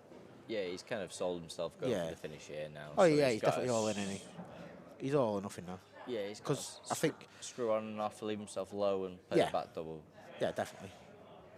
Unless, well, I mean, obviously, He can go round. yeah, he could go round, or he could screw and try and obviously, play it off the rail and come out a little bit. But again, it's a risky shot. But it's the sort of shot Rob would play. Yeah, No he- matter what, he hasn't got that. Oh yeah, he's played safe. That shocked me. That amazes me, 82 Yeah, down. I was going to say the chances he's had to play safe and turn them down, Especially, to then be 8-2 down and play it, especially as Dempsey's got the top pocket and to play the cover and knock him out if he wants to. There's no value in playing that no. shot. But we said about him playing the safe last time, and he went for it and then tried covering a bag that didn't really make a difference if he covered. So Yeah, for me, he's got to go long here and then I he think can knock maybe them all it's. out. I think maybe it's because he's just. I think what's happened is he's not expected to be 8-2 down, and he's sort of like, oh, what do I do? What do I do? What do I do? Sort of thing. I'm surprised he's not playing the aggressive option unless that plant's dead. Oof.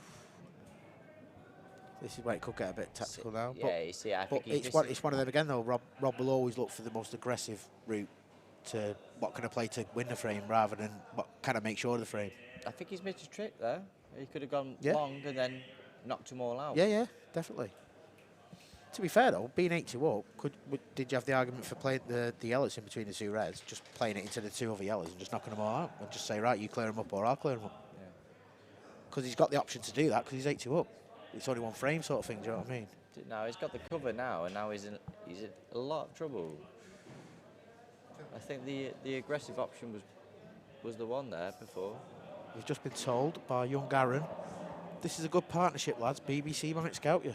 Can't be any worse than Virgo and Taylor, can we? They're about 250k a year as well, aren't they? Thanks, Aaron. Jimmy Croxton's 5-2 up against Carl Morris.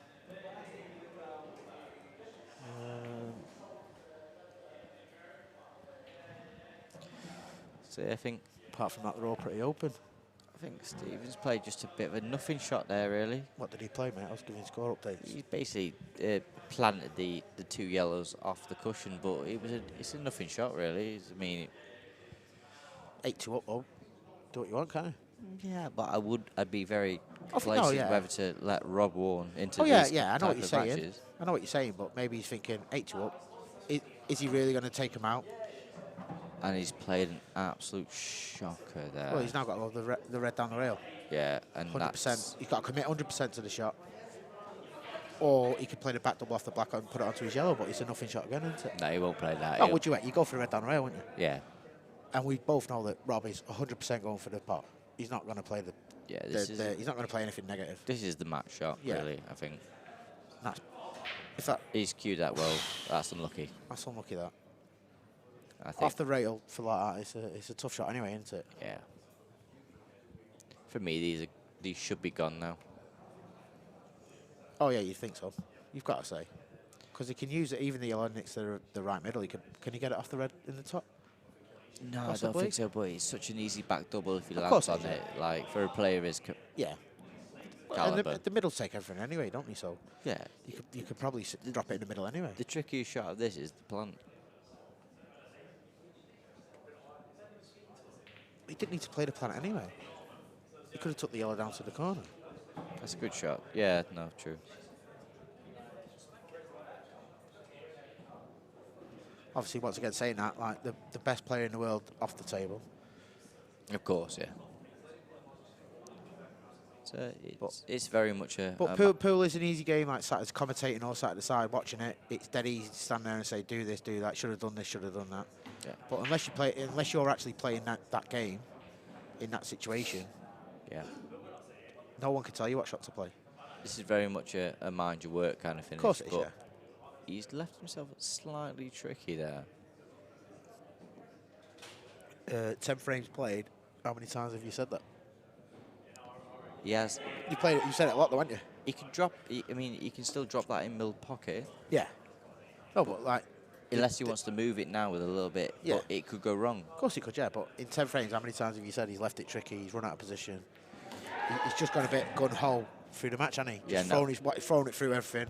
To be fair, he's played that the right way as well, Yeah. to flick the red and get it out. Yeah. Which ball would you go now?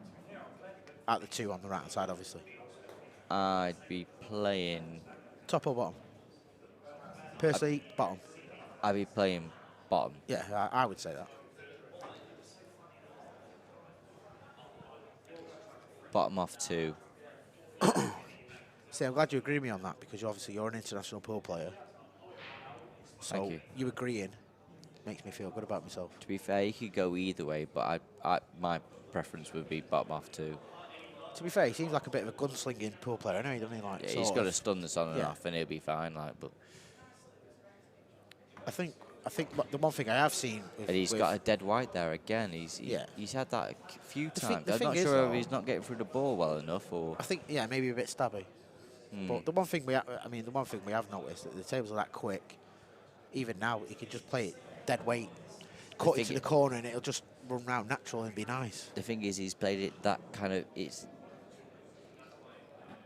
I would be playing that shot. I'd be playing the bottom Yeah, yellow but I might just drop it in. behind the black, but each to their own. Oh.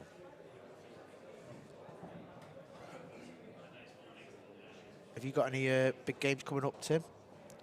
Any cash games or anything like that? That's why I'm sat here. Oh no, he has missed it. No, I would have played definitely bottom right.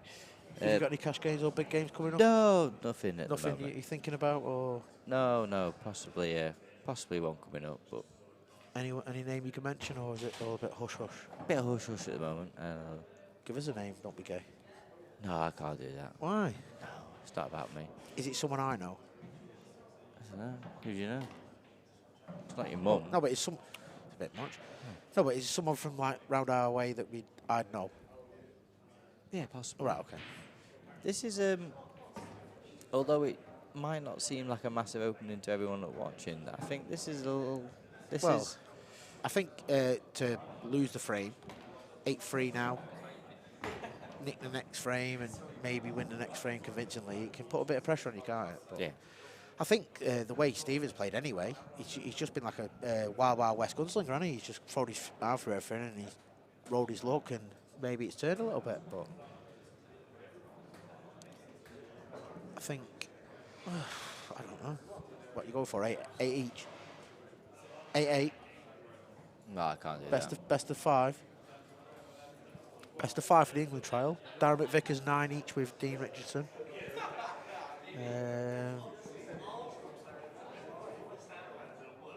Tony Halpin, is 6-4 up against Jamie Graham.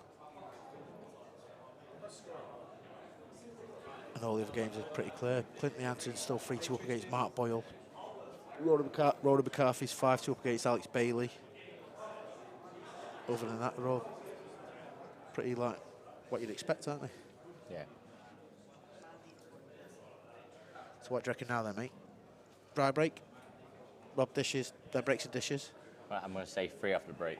I'll go for 5. He's been breaking massive. I'll go for 5. That's 1, 2, 3. 3. All right. Yeah. All right, mate. And Pretty standard there for the, well, a little bit of work to do on the yellows. A little bit of work to do on the reds, but you'd fancy him, wouldn't you? For a finisher here. it's a little bit. It's a little bit tricky, obviously. There's a little bit of work to do, but I mean, Yeah. the 2 reds in the bottom right, they plant, definitely. And he could pop the red into the left, the left middle, and stun down into that yellow that's on the black spot. I think I'd be taking yellows. Would you? Yeah. Not sure. See, I'd go for the red, pop the red into the left middle, and stun down for the yellow near the black spot. No, I think yellows for me. Nudge this one out now so Yeah. it pots into the bottom. Yeah. Like you say, it's one of them again. Personal I wouldn't have preference. hit it that hard though. I would have left it a little bit higher. I know I'm pointing with my fingers now. No one can see me doing that, but I know, yeah. I don't know why you keep putting your finger on the table and stuff Yeah, like that, because there's no camera behind us recording us. because that's commentating. left it a little bit more tricky than it needs to be. Dean Richardson, Darren McVicker 9 each. Ben Davies is 9-6 up against Victor in Labar. Jimmy Croxton 6-2 against Carl Morris. Nothing made, no like massive shocks or anything, is there?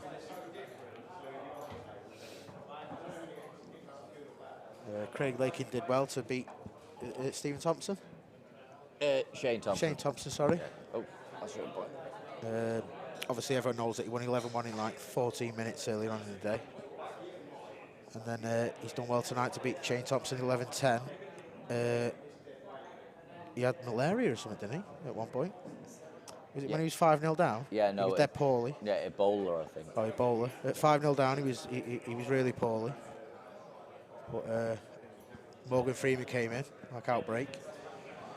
Helped him recover, and he won 11-10. I think he done really well. He's made this slightly trickier than it needs to be. That's the 12th frame on the bounce. You said he's made it trickier than it needs to be. Well, he has done. No, but it's every frame he set. Well, Every. if he I'm keeps- saying he's going to make it easy for himself, I'd say making it easy, Oh no, but he's not. I'm not having a go. What I'm saying is, it's every frame when he's at the table.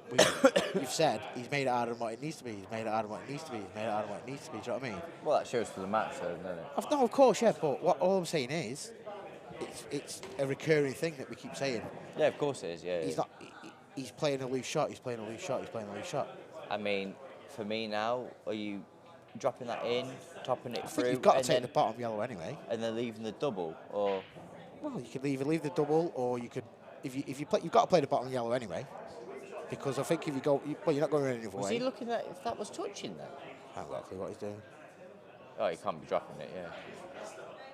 But, Well, Why is he? Why he was he doing? looking if he was touching? I don't know. It's not even touching. I'm sat right behind it. It's not even touching. It's about half a centimetre off the cushion. But I think he might be in between shots, whether to run it round off with running side or stun it back up, do you know what I mean? That's the only thing I can think of. Yeah, I mean, it does drop in He's the middle. definitely not touching the cushion anyway. If he can get to the top of the table for the last yellow, it does drop in the middle. Yeah, yeah. So. Dean Richardson is 10-9 up against Darren McVicker. Victor in Labar's just gone 9-6 with Ben Davis. I think he's better just dropping this in, but... Jordan Church has won Nathan Glass. I couldn't tell you the score, but I can tell you that he definitely won. And that's why he was better just dropping it in and just leaving himself the shot.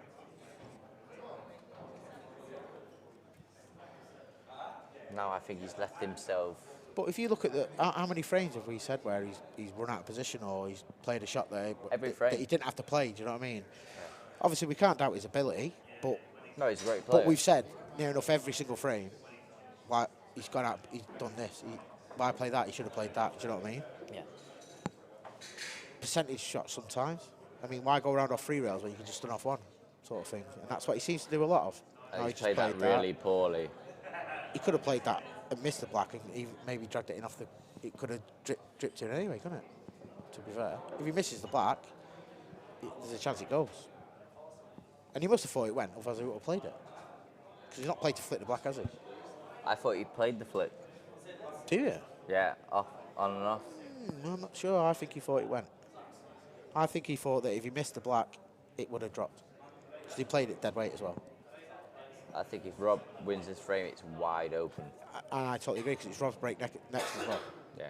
So I think if Rob takes this 8-4, break and dish, 8-5, pressure's on. I know. In fact, I don't know. No, but 8-5 from 8, what is it, 8-2? Yeah, Dempsey's 8-3 up, but I think no one's got this by the scruff of the neck. And he's gifted him 2 frames as well. Massively, yeah. So I think from giving him 2 frames anyway that he shouldn't have won, to then go 8-4 now if Rob takes these out, and then if Rob breaks the dishes, 8-5, massive, straight back in the game. Plus Rob's going to be flying. This would be interesting whether when he plays the double. Would you be tempted to pop the red top right and stun across into the black, or would you just make sure of the pot and go from there?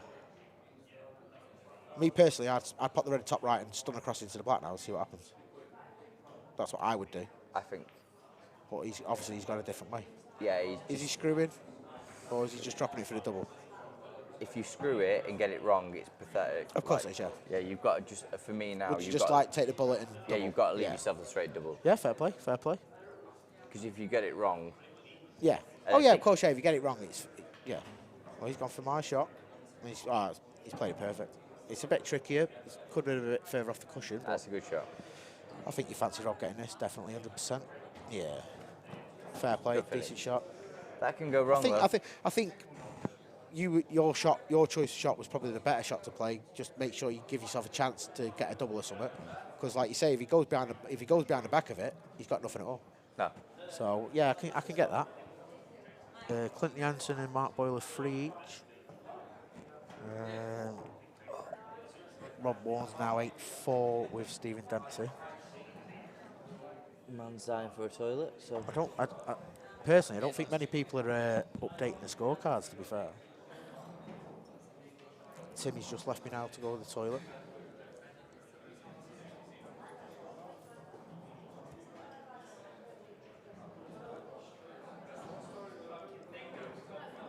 Simon Cope's talking about the game like I play it, by the looks of it.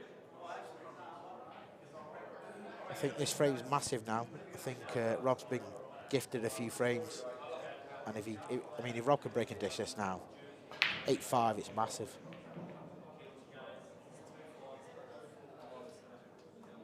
Didn't really need that, but it's not the worst result, to be fair.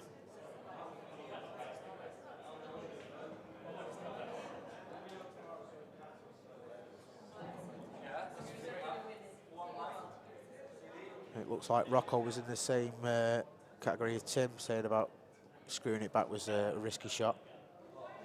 It was the shot I would have played personally, but I think Tim was right saying, like, obviously leaving yourself a shot, a double, any sort of double, was probably the better option because you're guaranteed at least a shot. If you screw it back and it goes behind the black and you don't knock it out, then you've got nothing at all. Mark Boyle's just gone 4-3 in front of Clint Ianson. Stuart's here now. You okay, Stu?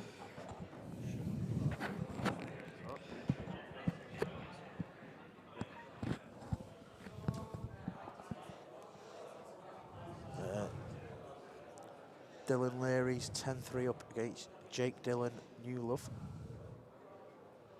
Not sure what's going on with Dean Richardson and Darren McVicker. It's been 10-9 for a long time, that. It's been 10-9 for a long time. That's a big result for Dylan over Jake. Yeah. Very good players. I think it could be a similar scenario to this, where like Stephen's gone 8-2 up, and the opponent's not really done anything wrong. No, of course, or he's made a couple of silly shots and then. Yeah, you get to this standard, then it's. But at this standard, this level, games can turn around. 6 frames there could be a 6-frame swing from nowhere, can't it? Of course, yeah. Ben Davis 9-7 up now.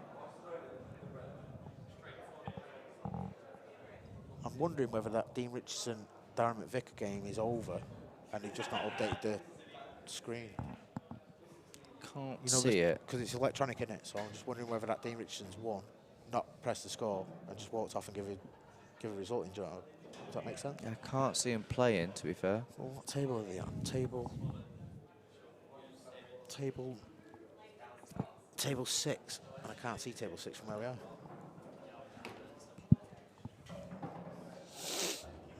Is it over that? No, I can't see the table, so I couldn't tell you. But I think what's happened is, because it's been on that 10-9 for a long time, hasn't it? Yeah. So I'm just wondering whether Dean Richardson's won and they've not updated the screen, which in that case, the lazy as fuck. Excuse me. Sorry, I shouldn't have spoiled. My mistake. I've done well, to be fair. Only twice. Twice in what? How long's this game been going on for? 4 days? I think so, yeah. Bear Grylls could go that long. It's like a Interstellar. All right, Tim. Don't start using big words. We are only pool players. This is a 8-5 coming in. If it is 8-5, it's massive then. I think it's... you can see Rob turning him over then. Yeah. Because the pressure's on Stephen, because he's thrown away a few frames there, hasn't he? And even though he is 8-5 up. But he's thrown away frames. Yeah, of course. He's thrown them away, so... Yeah. No, it's not been overly convincing from anyone, to be fair. No. But like we said, near enough every frame, he's played a loose one. Yeah. He's out of position. He's, where he could have just played the easier shot and been on it, he's swung it round and gone out of position. Yeah. And you can't keep doing that over the first to 11. No. You can't keep getting away with it.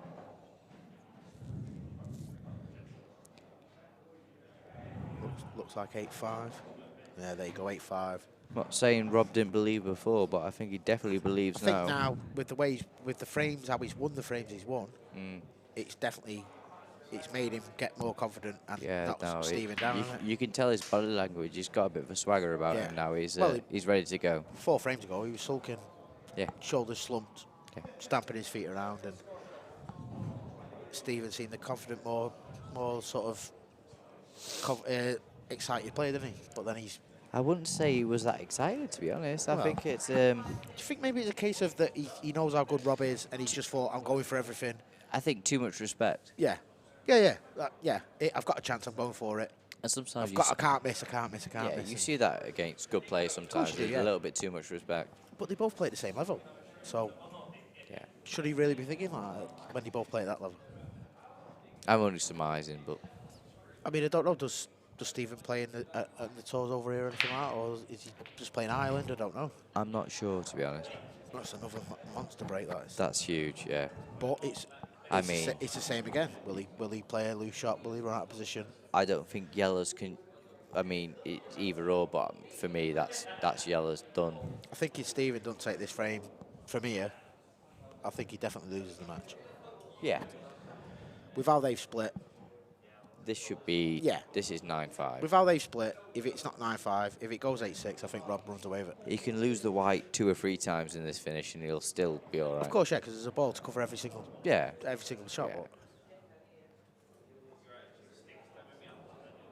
Is he thinking reds? I'm not sure what he's... Well, I've given up what he's thinking because we've scored a few shots and he's just gone like totally opposite. I mean, for me, yellow's middle pocket, stun down off the top one and bring it all the way down. And then personally, I don't think there's any decision to make. I think it's 100%. 100% is yellows, isn't it? He's shaping for reds. I can't see any way possible way you can stand there and go, I'm going reds.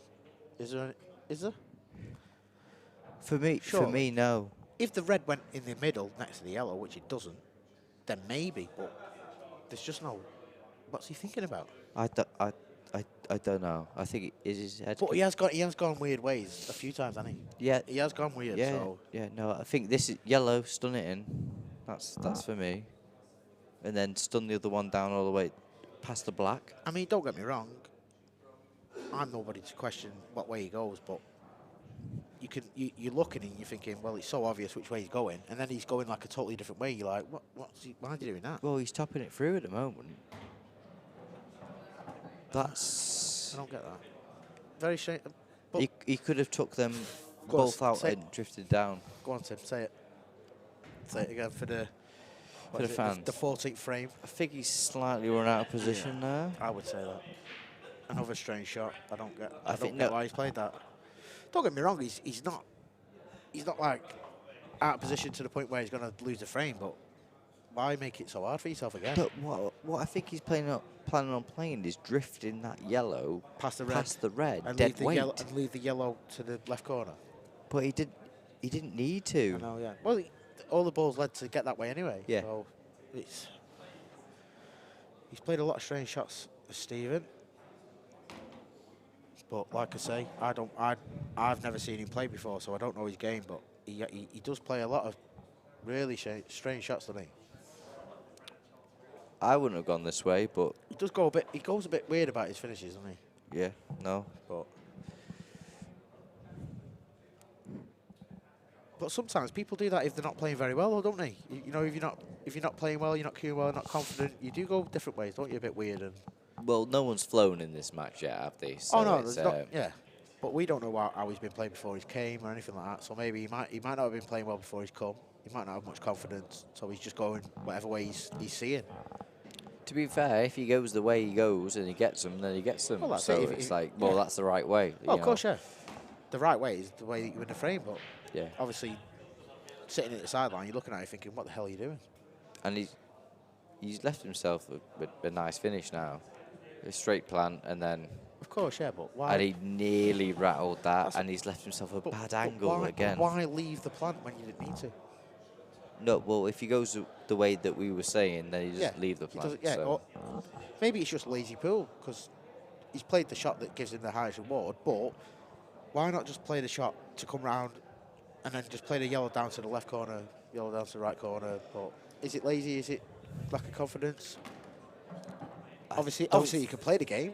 Yeah, but like now, he's just leaving extra work all the time. Like, it's like he's trying to find the hardest way possible. Well, he can leave that pretty much dead there, can't he? Next to yellow, and run off two.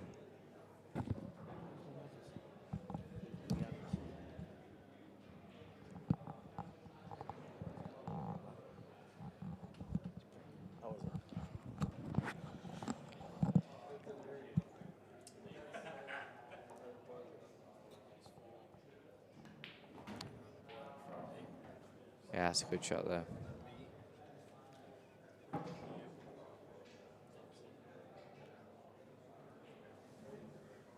To be fair though, 9-5 up, it changes the game again, doesn't it? A minute ago we were saying if Rob could get it to 8-6, it's a different game now. Yeah. 9-5, changes it again.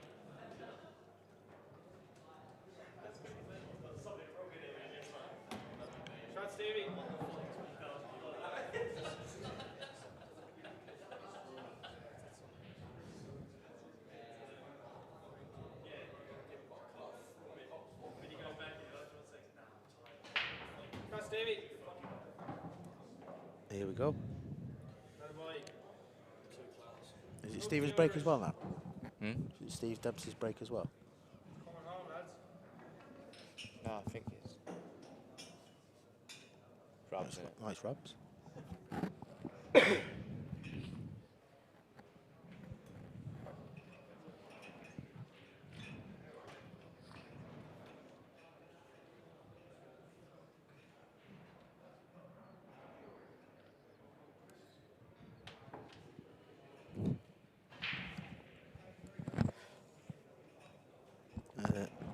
obviously we've got massive fan in Lee Anderson.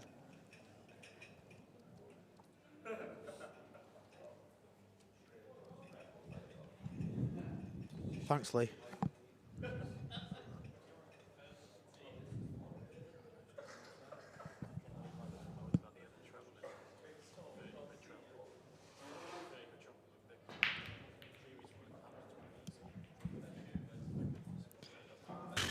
Tried the cup break. He's trying something different, but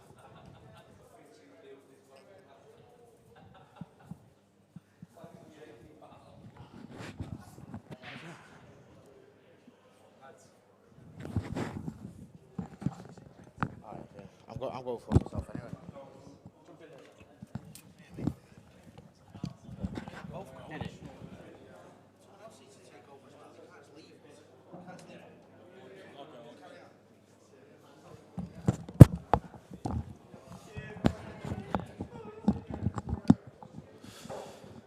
Right, so the lads had enough of the abuse from Lee Anderson, so I've taken over. I'm Zach Shepherd for those who don't know me. I was just grazing on because I'm waiting for Dempsey for a bet, so thought I'd take over. Don't think the lads knew who Dempsey was. For those who do know how class Stevie is. Former European champion at World Rules, quarters of the world a few times.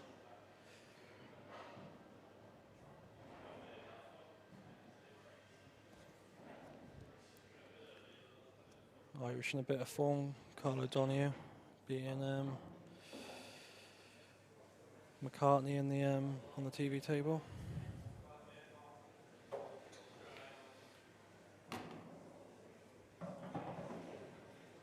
So Stevie looking to make the double, which most of us had the Irish double tonight in this top session. Stevie 7-4, big price against Rob. I know Rob won these events last year, but Rob hasn't really been in the best of form. Struggled at the Worlds. Yeah, he had a good result against Cousins in the last 32 of the Worlds, then went out in the last 16 now, but he lost early in the Masters to one of my fellow Welshmen, John Coleman. So, Stevie looking just to finish this match off here.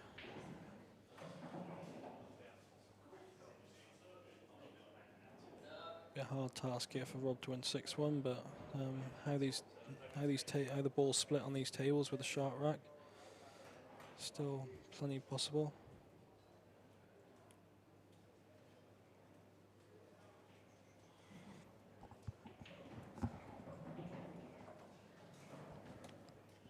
So I've travelled up here with my boss, Mandeep Jingha, and we're both had a good weekend so far on the book, and also in the Calcutta we've got Harjeet Singh, who won 2 games today. He beat Cousins in the last round. Very good result for him. He's got a good record against Tom. Beat him the last few times he played on the UK tour, and then also we got Dylan Leary, who's gone 2-2. Just beat Jake Dylan Newlove, who's in quite a bit of form lately. Got to quite a few finals recently, every tournament he's played in.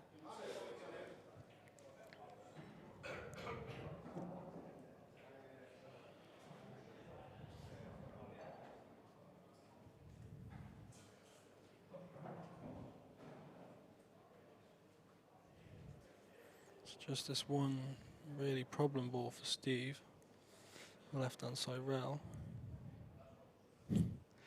Yeah, I know, Lee, they're probably new to the commentary box and they don't know about ignoring the comments. They've both gone to drink their sorrows away because they've been abused by you. Just people walking past, yeah, Stevie composing himself.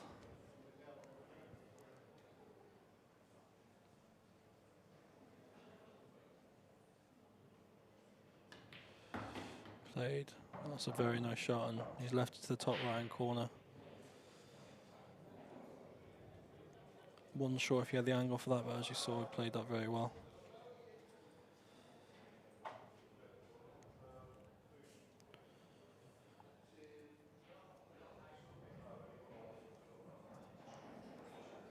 I won't ignore you, Bazza. Love you too, mate.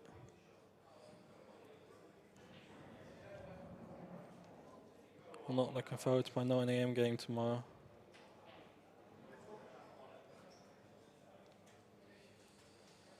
Got Mike King at 9 AM, so that'll be fun. Just looking to drop this through. Don't think he's the best on this. I think he might have to take the one to the left middle. Appleton at the forfeit for personal reasons. He had to get home. So Mellon had the walkover. He's just looking if he's got the angle to screw up.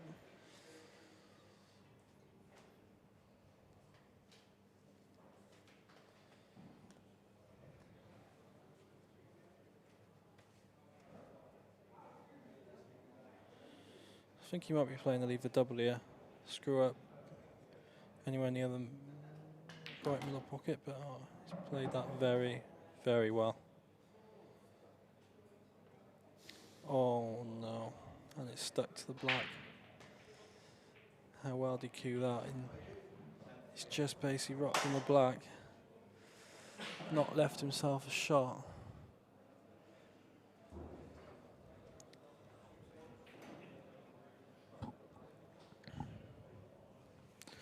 No, the real number one ain't here this weekend. I think he learnt his lesson from the last weekend not to mix with the top boys at World Rules.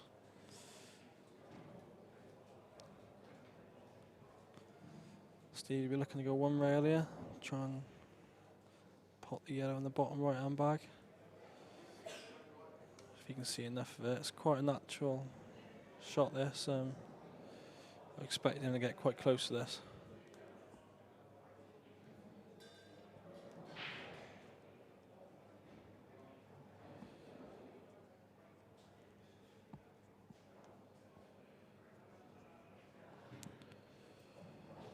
Got Ben Davis gone on the hill against Victor in La Barre from France, 10-8. Tony up, Halpin. Jamie Graham's fighting back there, it's 8-7 to Tony. One of the local boys, Jimmy Croxton, beat Craig Marsh this afternoon, 11-5. He's beaten Carl Morris, 10-3, who took out Neil Rayburn this afternoon. And we got Mark Boyle 5-4 up on Clint. That was a late start, so they're not playing slow. It's just a very late start. No, Gareth, I didn't. I was meant to play him the real number one the last night for 500, and he couldn't get 50. He could only get 50 quid with a backing in the end, so we never played in the end. I was looking forward to the easy 500 as well, but you know. See how close he gets to this.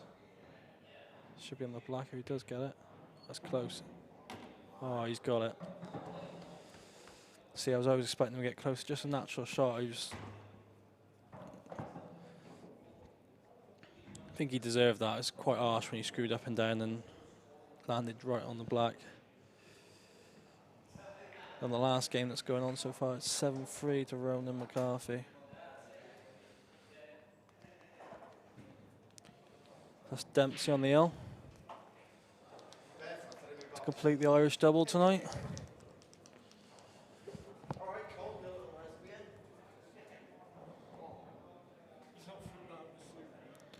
No.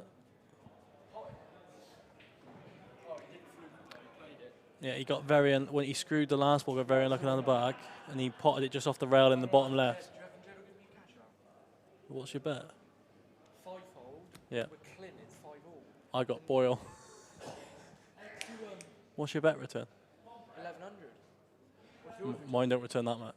No, 965 I figured out. I thought it was Mine's like 500, I think. If you had the strong money at the same time, Yeah. you'd do half. So that's Cole Bedford telling me his bets. What's the view on Mick Hill at 7-2? Too short price. Bazza, my opinion is probably. Yeah, you could probably say it's a bit of a short price in this quality field, but if you put him from the quarter-final stage, what price would you have him? And probably 7-2 from the, probably 5-2, 3-1 from the quarter-final stage. You probably say he's around there. And with it being double limb, you really fancy him get to the last 8. You don't see him lose. I don't really see him losing twice, unless two players put 2 really good performances in against him. So I think probably 7-2 is fair, especially now he's won his first 2 games. He played very well against Mike King, being trailing 5. I think he was 5-2, and he won the last 9. Won 9 on a spin to beat Mike this morning. So now he's in. He's probably alright. He's probably down to probably 3-1 now. Yeah, I think you're all right, Bazza. I think 7-2 is probably 7-2 is probably about right. I think, especially for the first event. If he fails to make the quarters this event, or if he loses in the quarters or semis, probably next event you could push him out a bit. It's like Cousins the last event. He went for 5 odd grand in the Calcutta, and he got to the semis, so he made a bit of profit, but he didn't manage to get over the line, and that's why his Calcutta went down this event. I do think the 10 grand they paid is madness for the Calcutta for Mikkel, but he's got to get to the final for them to be in profit.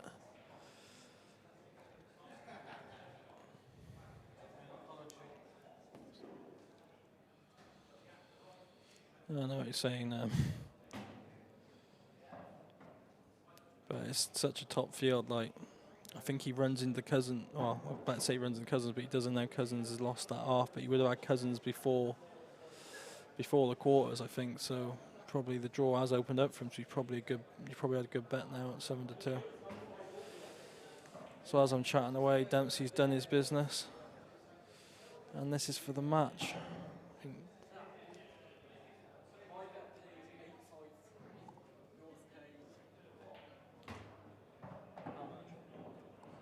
I haven't worked it out. Oh, whoa. The mic's on. So this is for the win. Stevie Dempsey. What are your odds?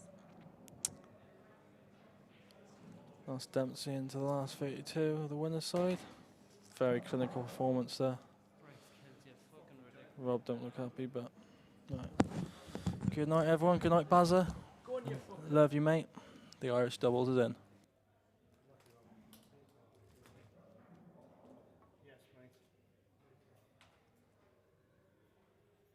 Literally every time I come to the table, I got knocking the finish and couldn't get to the table. Every time I got in 4, I couldn't get to the table anyway.